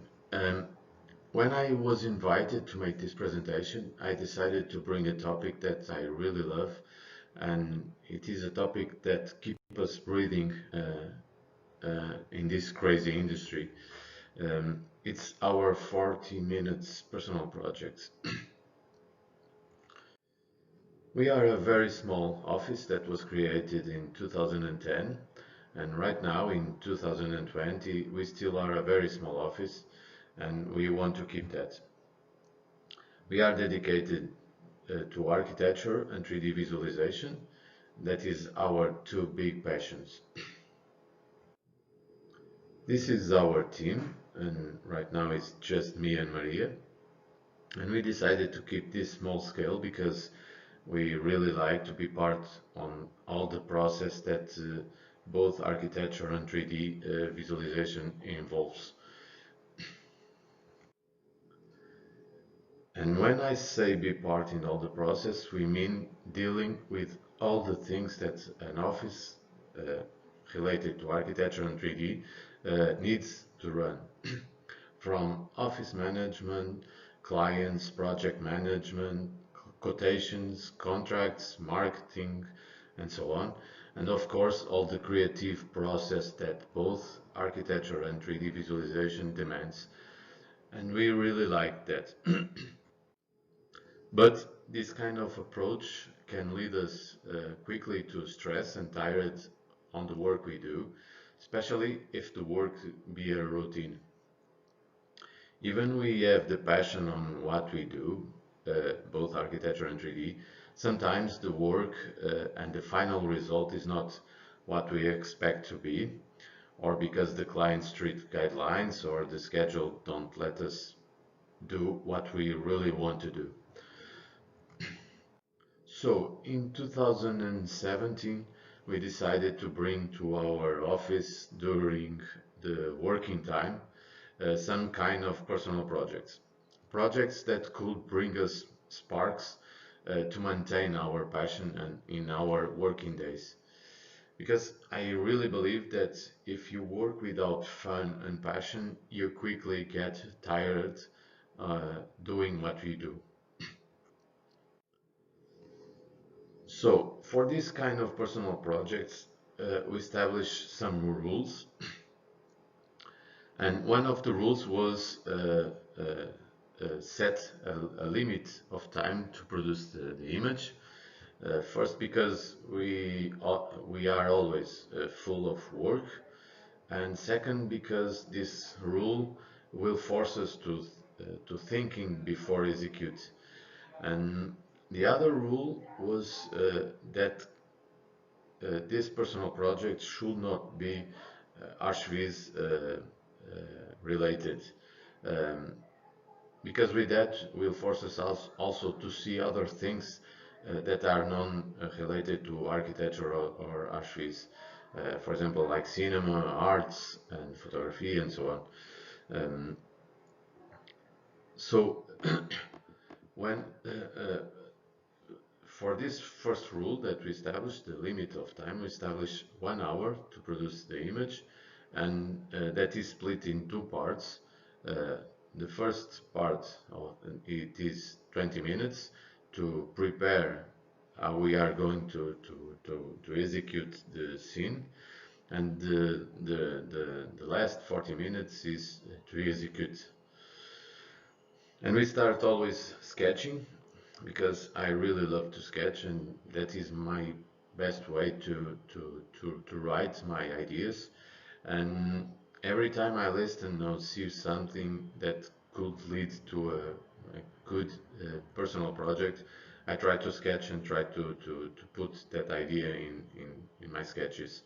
Um, and then after that preparation, we step to the computer. I must say that these 40 minutes, we try to maintain these 40 minutes, but sometimes because we want to learn some new technique or learning some new software, um, the overall time exceeds the 40 minutes, but we try to keep that rule in mind. Sorry. I will show some personal projects. We use also these personal projects to learn things and especially to learn from mistakes. In this particular case, we learned that we really need to be more smart in this industry. Also use this kind of personal projects to test new techniques, new improvements of V-Ray for Cinema 4D and for upcoming projects. Or using personal projects to test light conditions on specific scenarios using different approaches. For example, in this case, it was used one single light source, and then we play with white and black panels to help to reflect light and produce shadows to emphasize and to sculpt the shape of the model. Or even using personal projects to prepare assets for our library and to make tests to see that everything is ready to use in upcoming projects. Or even to make a tribute, and in this case was a tribute to a Portuguese musician that inspired us, that is João Barradas. This one took a bit more than 40 minutes because we decided to take the final image straight from the V-Ray frame buffer, so we have to learn how to work with volume fog, for example, or lens effects and so on. Also personal projects to show our true inspiration from great artists, and for example in this case Javier Corberó, a Spanish sculptor. Or personal projects to draw attention to the society for things that should be forbidden. Or even draw attention for the fake news that are becoming more and more believable. Also, this personal project took more than 40 minutes because we decided to learn more about physics simulations on Cinema 4D. I think I have a video here without sound. Due copyright reasons.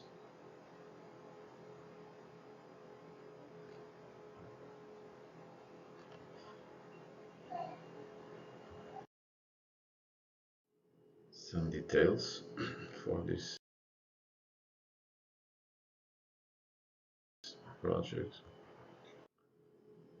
And in 2020, this kind of personal projects becomes more serious, mostly because the strange time that we were living and still living, but also because Fabio Palvelli decided to bring some challenge competitions to push and to keep our mind busy.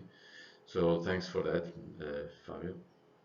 And so the first challenge, like all of them, didn't have any specific rule, and in this case it was using the rule was using a specific model, in this case a Lancia Stratus, and produced the project in 1 week. So we start sketching and decided to put this challenge in one of our 40 minutes project, and in the end it took more than 40 minutes project, but it was really fun. And this project it calls Hope, and it's the story of a father with his son that won the battle on these strange times, and that special car drive them to the end of the journey. We decided to make more images to emphasize the story. Some details showing the really bad year that we are living. And then the final image showing both the characters and the car. I was not secure the overall image could be showed through the jury in the right way, so I decided to create a comic strip remind me the old times. Um, and there was a lot of quality projects, but I don't know why, but I won this first competition and we were really happy. I could not make all the challenges, but I've made some of them. The next challenge that I participate was the third, and it was a challenge that Fabio asked us to use some of the Star Wars characters, in this case the BB-8, and I called to this story Star Wars, a journey of a dog and its owner in research of happiness. Some details. This was another personal project that we decided to enter the challenge. It was the seventh challenge, and Fabio asked us to create a project using an astronaut model provided by Domenico D'Alisa. And this time it becomes really a personal project because involved my son. And I call this work the Space Little Man, um, a story of a famous astronaut that needs to land when his mother calls him to hit the soup. And this was the last challenge that I participate from Fabio Palvelli. There was not a specific asset to use, and the title was Traveling Cities. And when I saw the challenge, it was almost a flash to me to use this topic to explore some ideas that I have in mind earlier. So I start sketching to write that ideas, and this project it's called Out, and it's the idea of emphasizing um, some cities or politicians to leave this planet. Unfortunately, we didn't finish the image in time to deliver, but we decided to finish later to be part of the book Great Talks about Photorealism, Volume 2, that we are going to participate. We have a lot of ideas to put on these 40 minutes projects, and we want to try to make more and more this kind of personal projects. We just need to find the right way to fit in our busy days. Because for us, this is the way to keep us motivated doing what we really love and to keep us breathing in this industry. Thank you so much for this opportunity and thanks for listening. If you want, you can find us here in these links. So thank you. Cheers from Portugal. Very nice, very Yes, man, nice. congrats on Crazy that. presentation. Oh no, congratulations. Yeah, we got a comment on YouTube saying that I can't believe he did some of those in 40 minutes. I was like, yeah, right. Must say that some of them were not made in 40 minutes. It took more time than 40 minutes. But we try to maintain the 40 minutes time. It takes me 40 times to dress in the morning, so that's lightning fast. Thank you very much for your presentation. It was awesome, as expected, of course. And let's move on with our show. We have now our next guest. It's a pre-recorded presentation because his sister just delivered a baby last night, so he couldn't make it today to join us live. It's Ander Alencar from Oficina 3D. So the people, I believe the people will really enjoy it because a lot of them on the chat are already typing render people is something Render people, and yeah. and they're doing on Instagram and YouTube. So let's hope everyone will really enjoy it as well. Fala, Render People! Ander Alencar here, and I'm here today to talk about What nobody ever told you about archives. Yes, what nobody ever told you about archives. Well, when we think about 3D art and archives, we probably start thinking about the art, the technique, softwares, and all the skills that an artist have to reach to achieve high quality and a successful career, right? But as important as the artistic and technical skills are those points that I will mention today. And the first one is passion. Passion and love drive people to do crazy things, really. Like for example, passion for archivists makes you work all night long building walls and furnitures on a computer. Or worse than that, passion for 3D could lock you in a room on a sunny day to study unwrap map. You see, passion, it's crazy. But the same passion about what you love to do gives a chance to the artist to achieve the next level. It's the passion that makes you deliver yourself. Put a lot of energy into something.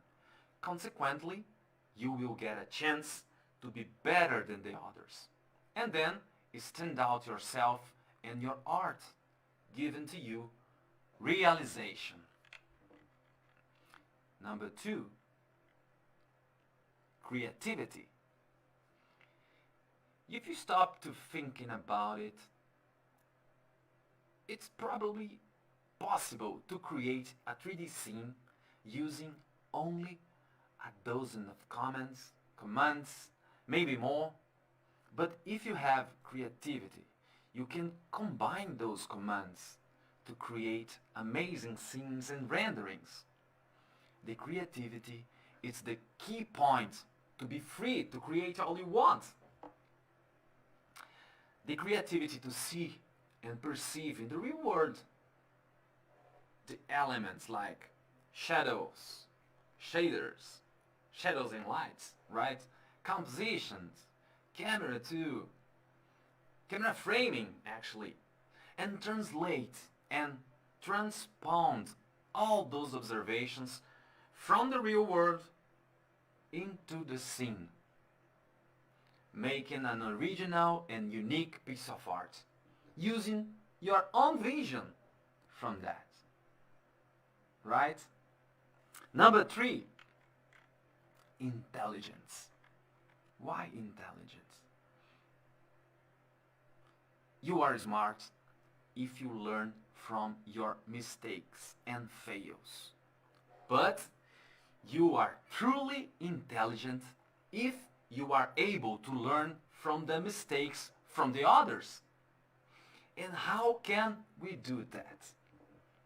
Oh, it is not from today that to have a tutor makes all the difference on the path of those who want to grow professionally, right? Be intelligent and humble enough to understand it and search for a professional that have more experience than you, where you can learning from certainly will speed it up your goals. Number 4, sympathy. Sympathy. You can't go far alone. Many artists like to work, like to study, to create, just alone. And that's no problem with that. But in some point, to make money, you will need clients.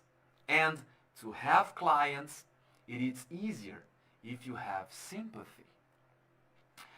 Doesn't matter if your client is your boss or your director or your client. Have sympathy will show if you are that person everybody wants to work with, or that kind of person nobody wants near. So, being polite, having empathy makes all the difference. Some artists could think that their work will talk for itself, but it's not true. The people have to work with you, not with your work. So, work with you have to be cool and pleasant, right? Showing an interested and helpful person is essential for the success. And now we talk about number 5, that is integrity.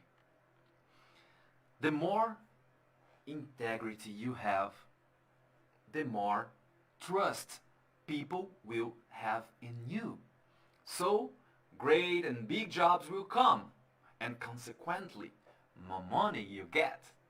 Integrity, this divide boys from men, girls from women. Really, always be honest, even in times when everything went wrong. For example, it is not possible to deliver some that you promised to your client. Let them know. Don't run away. Answer the phone, please. I know nobody likes to hear rough talk, but unfortunately, it is necessary. Let your clients know that you are interested in learning from these mistakes to ensure it that doesn't happen again. Integrity makes you go far, right? Now, you can probably ask me, okay, if I focus it on those 5 points, can I be successful and make money in ArcViz? The answer is no. This is not enough. But the point is, without that, you will not. Without those 5 points, you will not go far enough to be successful, to make money, and be realized on your work. Okay? So, what we are missing? What we are missing? So, last but not least, portfolio. Portfolio is essential to get a job, to get clients. And now I will try some tips that I can talk about portfolio today. Only a tips, okay? For me, presentation is important. Not just the renderings, but also the layout. Everything has to be beautiful, because looking at your portfolio, people will know about your aesthetic notion. It means that you have to put energy in the content, but also how the content is organized in your portfolio. Another tip, portfolio has to be clear and light. The more easy to open and understand, the more chance to be noticed. Next, you have to show interest in that specific client or studio. Make a portfolio for that company you want to work with. So do not use the same portfolio for all companies, because who will contract to you want to feel that you know them and would like to work there. Okay? Another tip, put only your best work on your portfolio. In this case, less is more. Really, it's better to have 5 amazing renderings than 50 sucks. Show your best, do your best. So, all those points that I mentioned today are very simple, right? But not easy, especially if you are not passionate about what you do. But if you have passion for what you do, it becomes soft. Finally, find some that makes you feel fulfilled. Put all your energy into that. This makes you the best in that. No one is the best in the world at something without enjoying doing that. Think about it. Are you doing what you really love for living? That's it, guys. Thank you so much to be here today. Thank you, Chaos Group, for this amazing event. Thank you, Ricardo Eloy, for inviting me to talk today.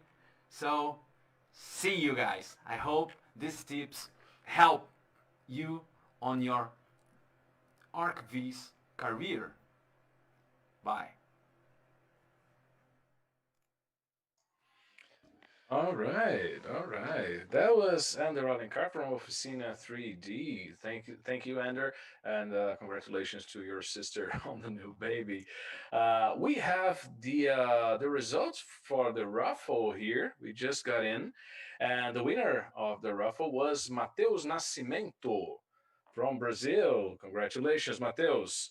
Yeah, You just parabéns. won a lot of prizes here. Just to remember you guys, for the raffles we have an annual Chaos license, one annual 3S Max license, one annual Shiny software license, and one ticket for Creative Lighting's Lightmix class. So congratulations, Mateus. And for the do we have the hashtag campaign winner? Yeah, we have already the hashtag campaign winner. It's Christopher Oberschlick. Sorry if I pronounced your last name wrong, but you are the winner for the giveaway. You will get some t-shirts, mouse pads, everything from Chaos. So get in touch with them, okay? So now we have the next speaker will be Andre Mats. Andre, hope you are ready, okay? So we will be T-shirts, live mouse now. pads, everything So from let's go. Chaos. So get in touch with them. Okay. So It's now live. we have Yeah, the it's next live. speaker will be Andre Are you Malach. are you taking a picture to us? It's so lovely. It's so Just go lovely. on. Just bring it on. Okay, let's go. Let's go. Let's move forward. We are short of Yeah, the we time. Come on, keep Andrea. going with Let's our go, man. plan. Yeah, we Yes. just gonna go straight forward and just press play. I apologize for pre-recording it, but somehow we had to do it. Okay? Okay, Go let's on, go. just press the play.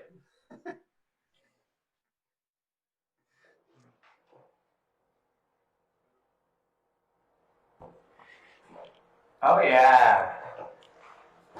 I have to say that somehow I feel a little bit nostalgic to be here in my office in Sofia right now, having tons of fun with the Chaos family somehow. But well, nevertheless, 2020, right? Uh, yeah, so here we are.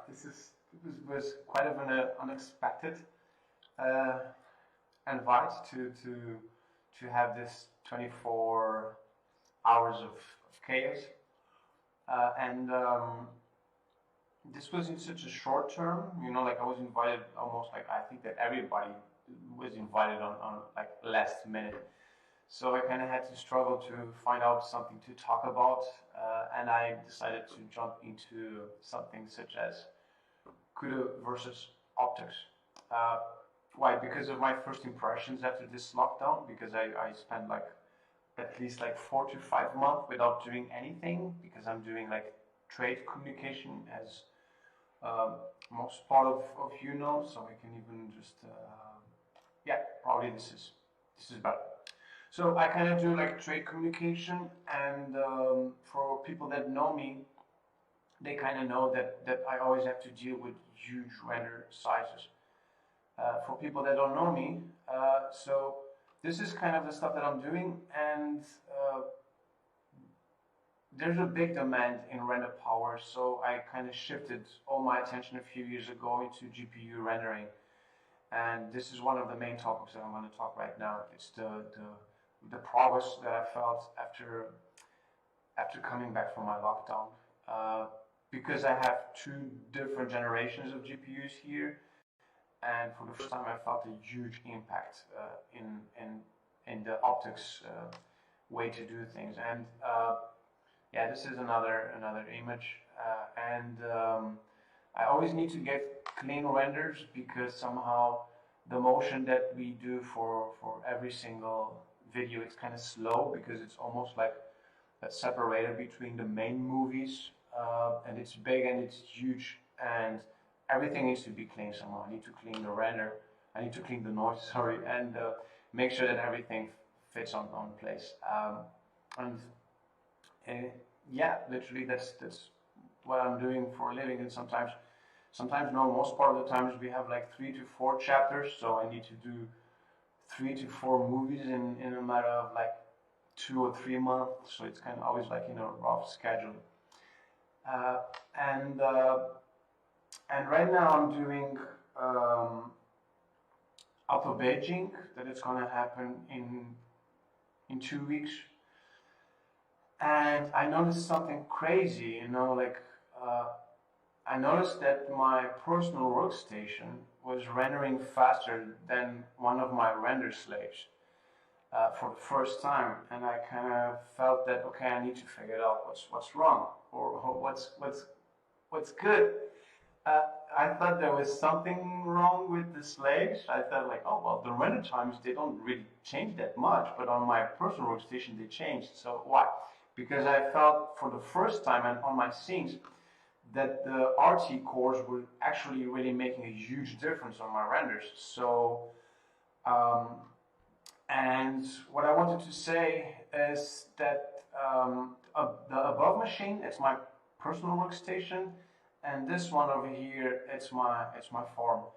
And I can even show the specs, so just to make sure that we, let me just type in device manager. So yeah, so on this specific machine here, I have 8 1080 Ti's, and that's one of the slaves. And on my personal workstation, the one I'm actually using to record the session, I have here, I have 4 2080 Ti's, and actually I'm only using 3 to render because I always like to keep one for the viewport. Yeah, so I felt like, what's the point? I mean, it's eight GPUs against 3. When the 2080 Ti's came out, they were about like 20 times faster than the 1080 Ti's, including even on render. I didn't really notice that huge boost that they were claiming back then, like NVIDIA. I mean, I decided to go for a test. I decided to just grab my workstation, the same 3 GPUs that I was talking about, the 2080 Ti's, and I decided to grab my GPU farm and drop down to 3 GPUs, so I could just measure in a more efficient way the difference between both in performance. So yeah, I just opened up Max. I mean, this was a one last minute decision. I grabbed like 5 of my scenes and I just sent it to the queue line, 12 frames of each scene, uh, and yeah, I waited for it to render, and then I went to conclusions. So that's where I'm gonna talk with you guys.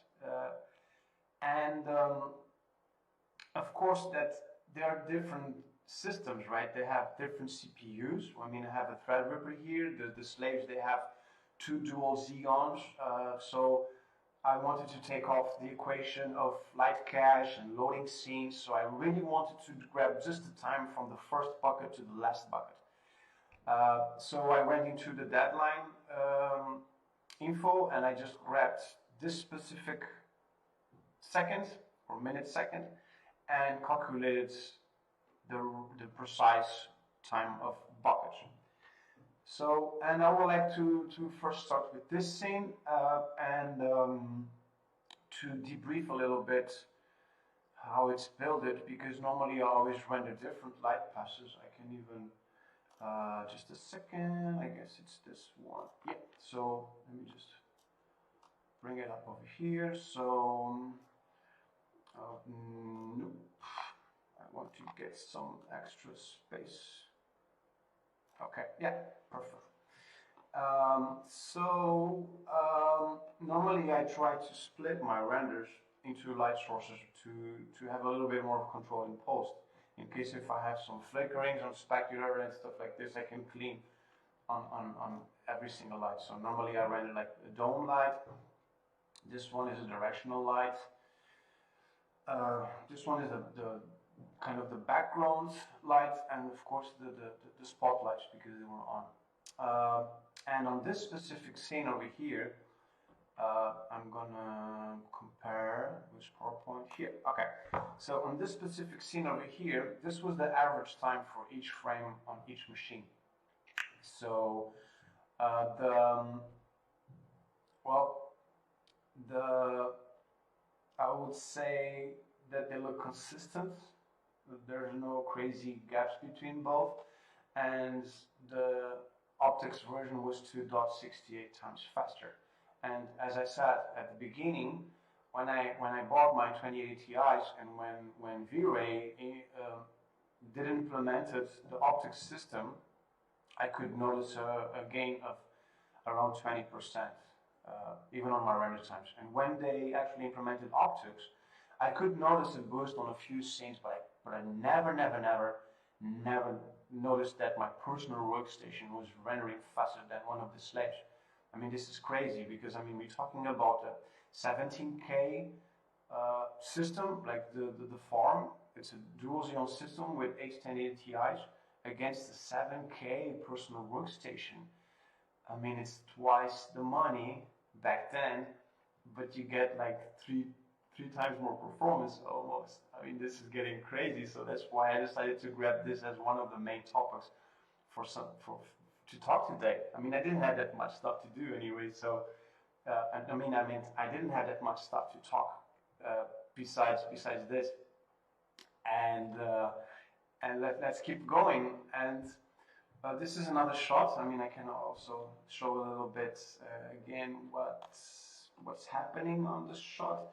So yeah, so I have like one spot over the car. I have the environment from outside and the backlight of the car. And once again, on this specific scene, we got an average of 19 minutes on my farm, and on my personal workstation, I got 7 minutes. That's crazy, It's like 2.59 times faster. And actually, all the scenes they had about the same amount of boost.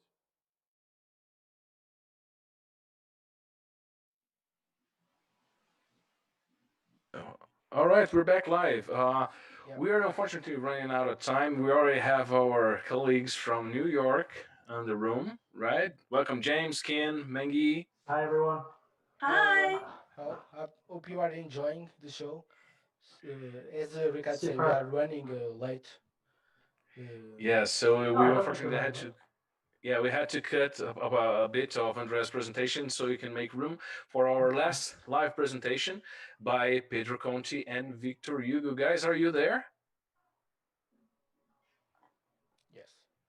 Mm. Yes. Oh, nice. All right. So we can start.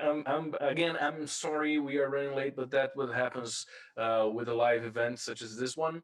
So I'd like to introduce Pedro Conti and Victor Hugo Queiroz with Making Katy Perry Smile. Such a beautiful name for a presentation, isn't it? That's it.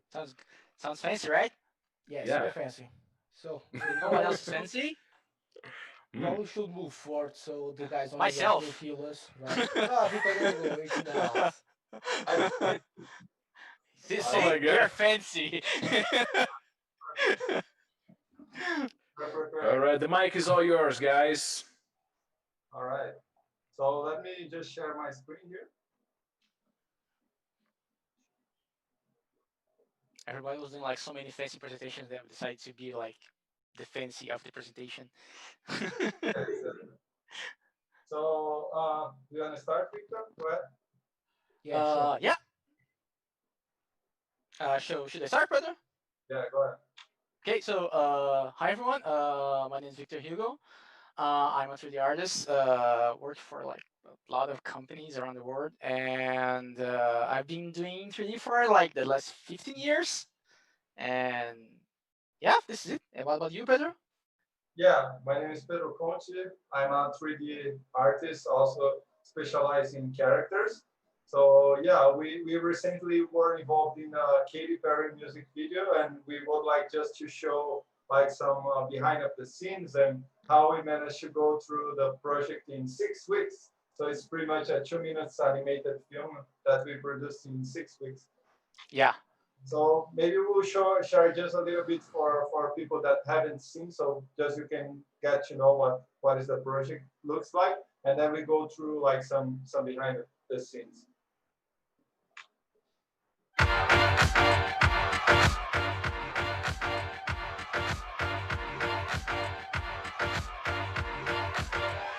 Yeah, I'm playful. Scratch that, baby, I'm playful. Gotta say it's really been a while. But now I got black past smile. I'm so playful. Scratch that, baby, I'm playful. Now you see me shine from a mile. Finally got black past smile. Every day, Groundhog Day.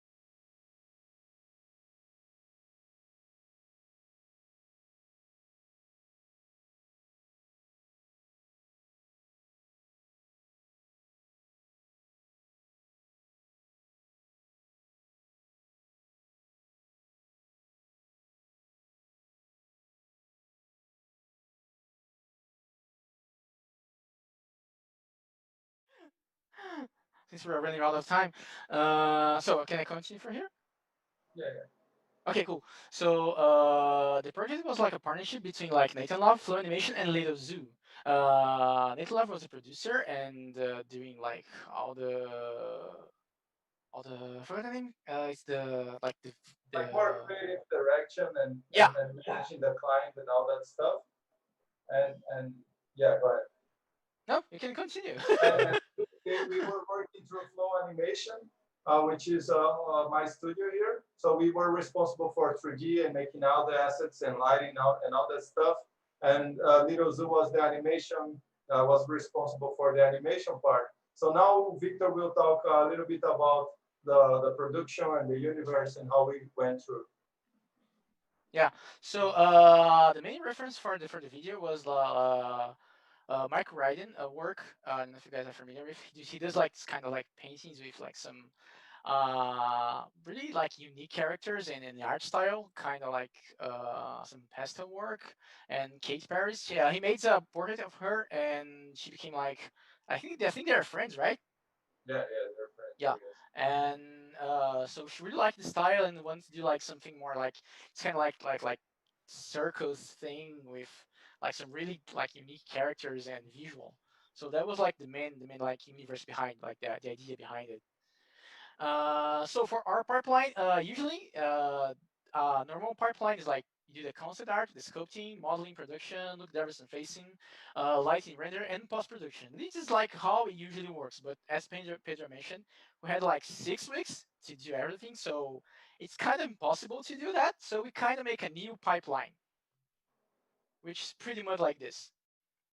Like we had to go back and forth like a lot of times.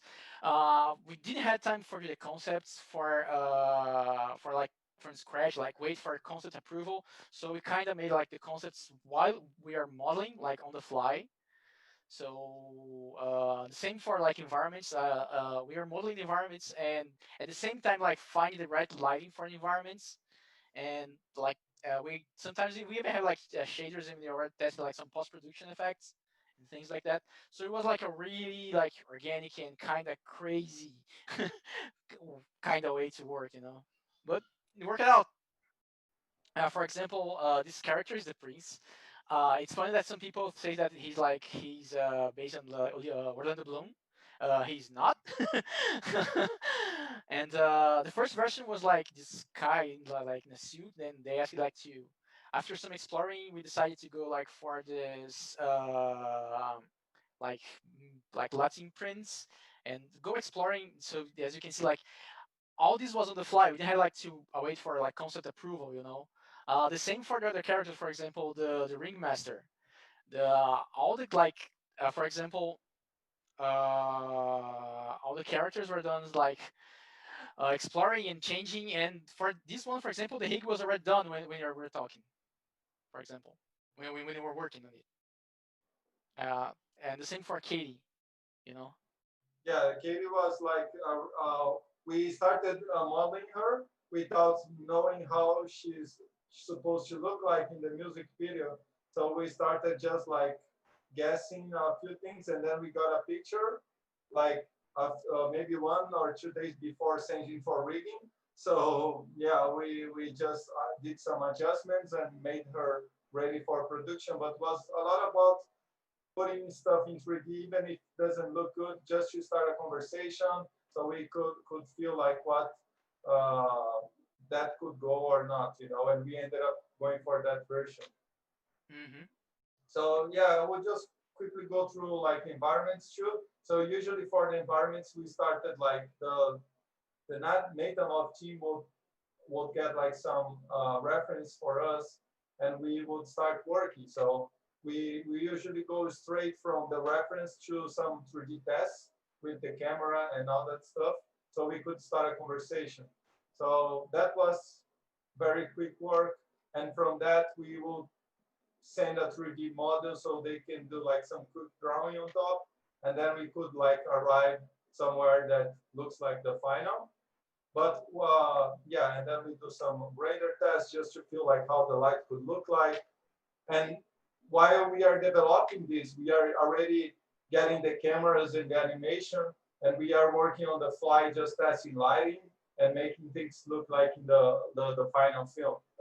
So we went through this process like quite a few times. So yeah, we got some references, then we go for the 3D, just testing cameras and see how the film could look like. And then we test like different lights and yeah, and then Victor, yeah, you can talk maybe a little bit about this one. So I kind of don't remember what about this job. So yeah, so we went through this really process where I started something and then Victor takes over and Victor starts something and then I take Yeah, over. yeah, it was really back and forth, like in like sharing files, right? Yeah, yeah, it was totally like a very organic process. So Yeah. we went like from like reference through conversations and putting things in the final. So same thing for this one. So the client really like this first render here, which inspired for this sequence here. So we work like exactly from cameras and put the characters in there until we approve like the final shot, you know. Yeah, and also like some So decisions were taken like into the like very last minute. yeah, yeah, exactly. So this one was like we had some references too, and then we started like testing because we were supposed to have clouds everywhere. So we did some very technical work just to see like render times to see if it's possible. Then we went through a very rough scenes, you know, and then we kept working and improving the layout and the clouds. And then this one is like final animation, but lighting is not final. But then here we have like the final one. Yeah. Yep. So yeah, we went through like a lot of shots, and different modes. So we had the chance to explore a lot lighting and everything. But Yeah.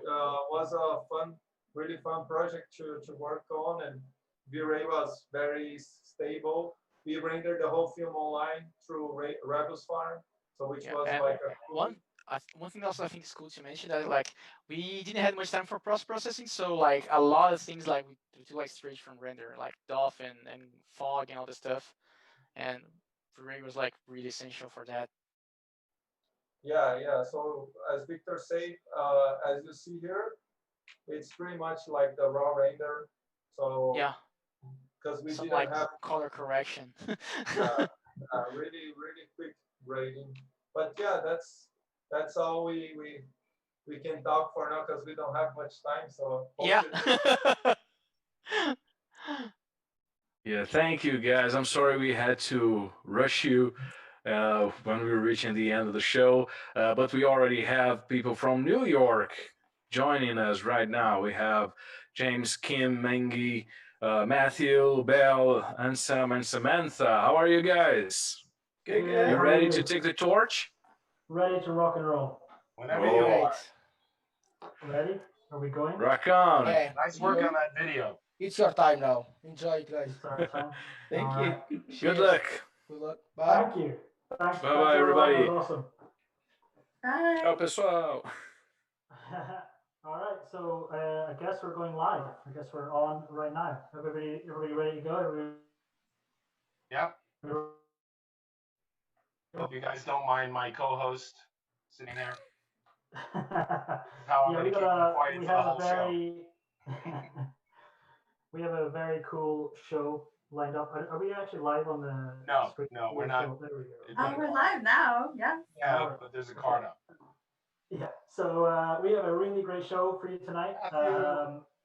Anyone who's been to 3D New York in New York Live will recognize probably most everyone from this group of Motley Crew, other than maybe Ansi. I think Ansi's the only one who hasn't been to one of our 3D New York events in person. But, Yeah, I think we're also waiting for Anna, who's going to be joining us from London. So, kudos to her for doing the New York slot at basically 11. The late shift, I love it. So we've got a great show. We have an amazing conversation with Kimberly and Nancy. Kim, you want to kind of give us a quick intro into that?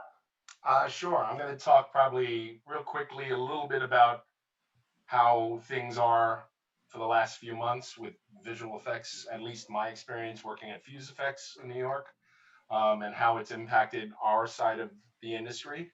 And we'll probably just segue into Ansi's project because he's also a visual effects supervisor down in New Orleans. And we'll segue into that and have some interesting talk. Nice. Yeah, then after that, we're happy to have Anna Perry joining us now, Belle Vander Woodson, and then Sam Anderson for a roundtable discussion, just talking about their experience in the industry and how we can promote growth and change in these uncertain times. Awesome. And then we're going to close the show out with something a little bit different. We've got Matthew Bannister, aka The Beautiful Fear, who's somebody you might know from the industry for his other endeavors. But we're going to be talking music, creativity, inspiration, therapy, the whole thing. Music and creativity is going to be a really cool discussion. And Matthew's actually going to premiere one of his, or not premiere, it's got released yesterday, I think. He's going to show us one of his super cool new music videos from his latest album. So that's very exciting, and we're all looking forward to that. If you don't know the New York event, I'm just going to share screen real quick and show you a little bit about what we do.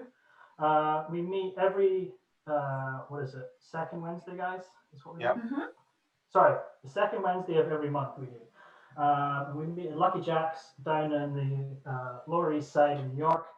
And it's basically down in a basement there, a bunch of geeks get together and talk about cool stuff that we're all doing in the 3D world, in ArcViz, in VFX. It's a really cool event. We get, as you can see from the slides, we get a good turnout. People come for the socializing, for the networking, to see the cool stuff that people are doing. It's been going for, it was going for about a year before COVID. a while, but we'll be back. We're back stronger than ever. We're hoping for a relaunch of 3D New York in early 2021 if all goes well. So yeah, keep an eye out for any announcements on that. There's a meetup page and a Facebook page you can sign up to for any alerts and updates on all that stuff. So yeah, check us out, 3D New York. We'll be back hopefully live in 2021. In terms of other bits and pieces of housework I have to do, just show you that. We have there's a prizes and media giveaway, social media giveaway. So anyone who's watching has a chance to win some amazing prizes from Chaos Group, Autodesk, Sinai Software, and Creative Lighting. You can win a 1-year software license for V-Ray or Corona, your choice, a license to 3ds Max, a license for Sinai Software, and we're also giving away a free ticket for Nikos Nikolopoulos' Creative Lighting. What you got to do is you got to go onto the website. I think it's being displayed right now, hopefully, and register for the 24 hours of Chaos raffle. The registration can be found on the official event website, and the winner will be chosen randomly.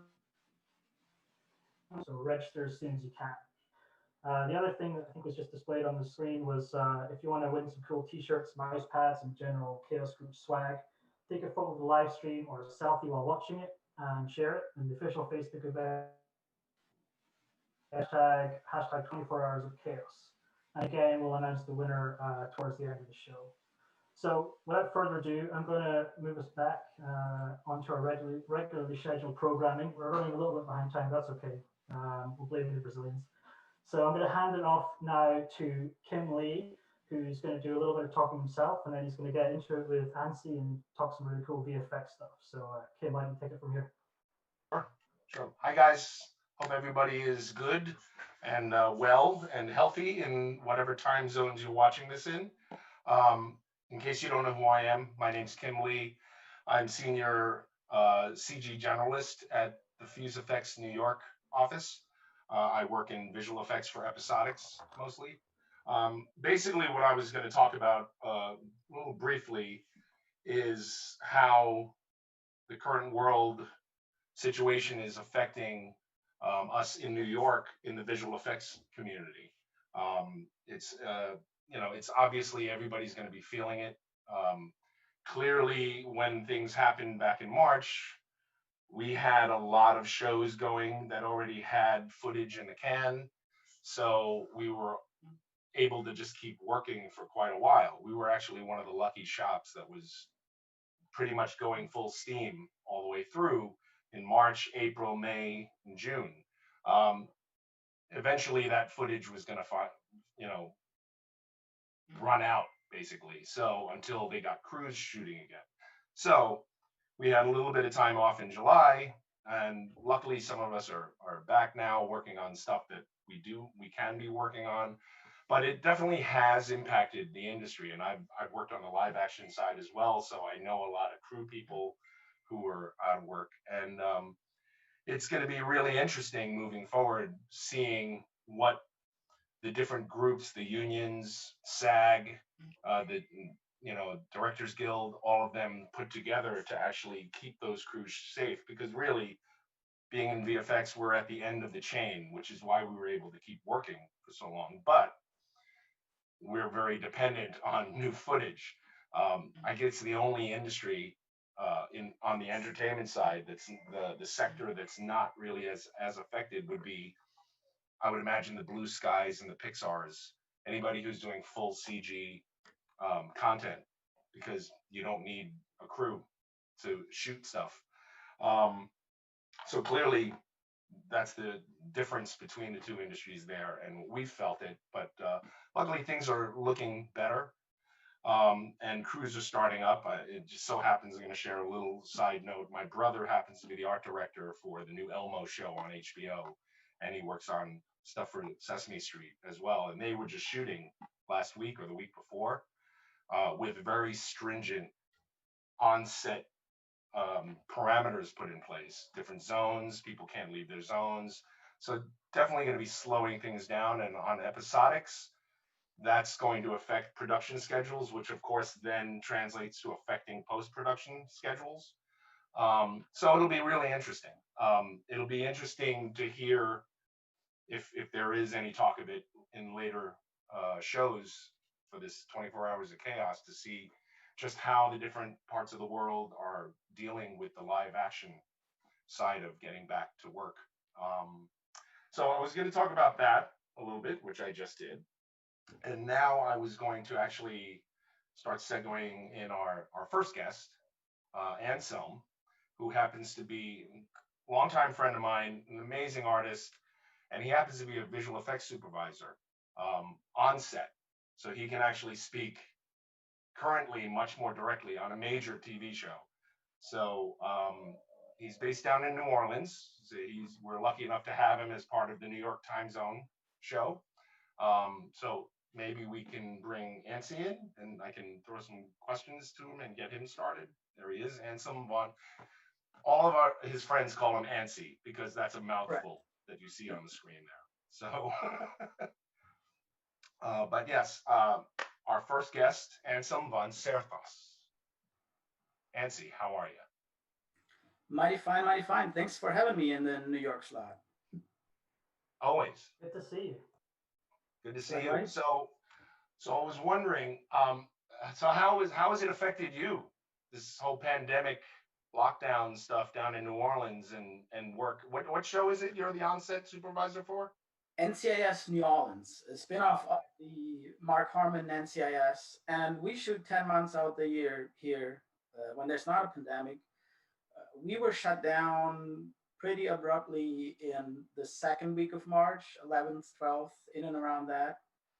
And ever since, there has been discussions between the unions how we can bring it back, what protocols are there to follow, and the masks and the face shields and the little sections you can't leave, like a little bit what you talked about. Um, so we were cut short 4 episodes this season. We do 24 a year usually. So you only got 4 shot.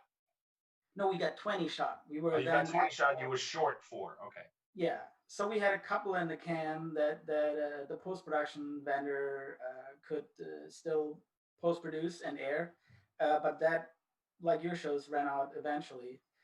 And so luckily we all worked from home because I'm also doing VFX, of course, using V-Ray and 3ds Max and the like.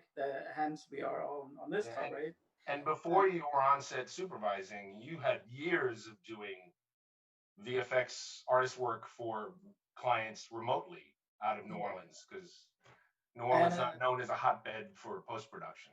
So there is none. Right, it's you. And there's me and a handful. But yeah, I was a freelancer as of like 2004. I'm from Germany originally. I freelanced all over Europe. I was a project nomad essentially.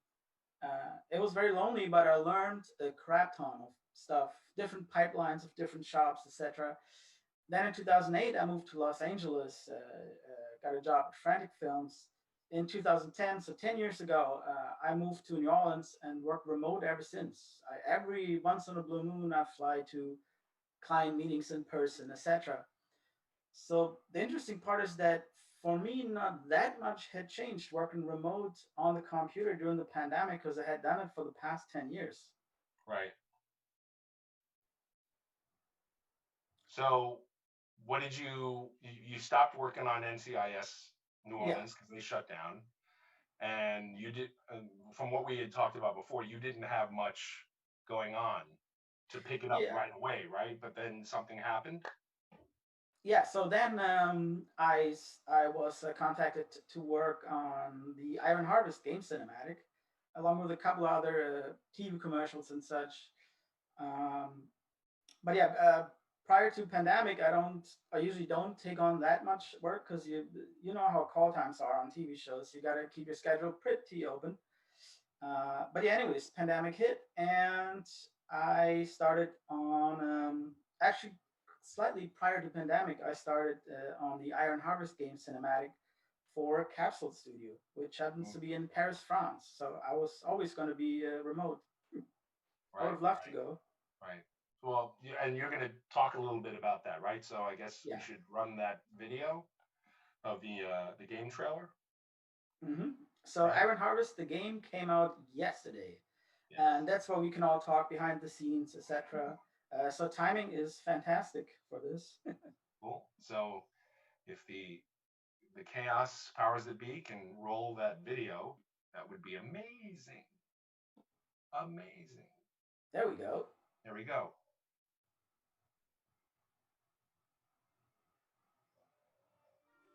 Should be live any second, and there we go.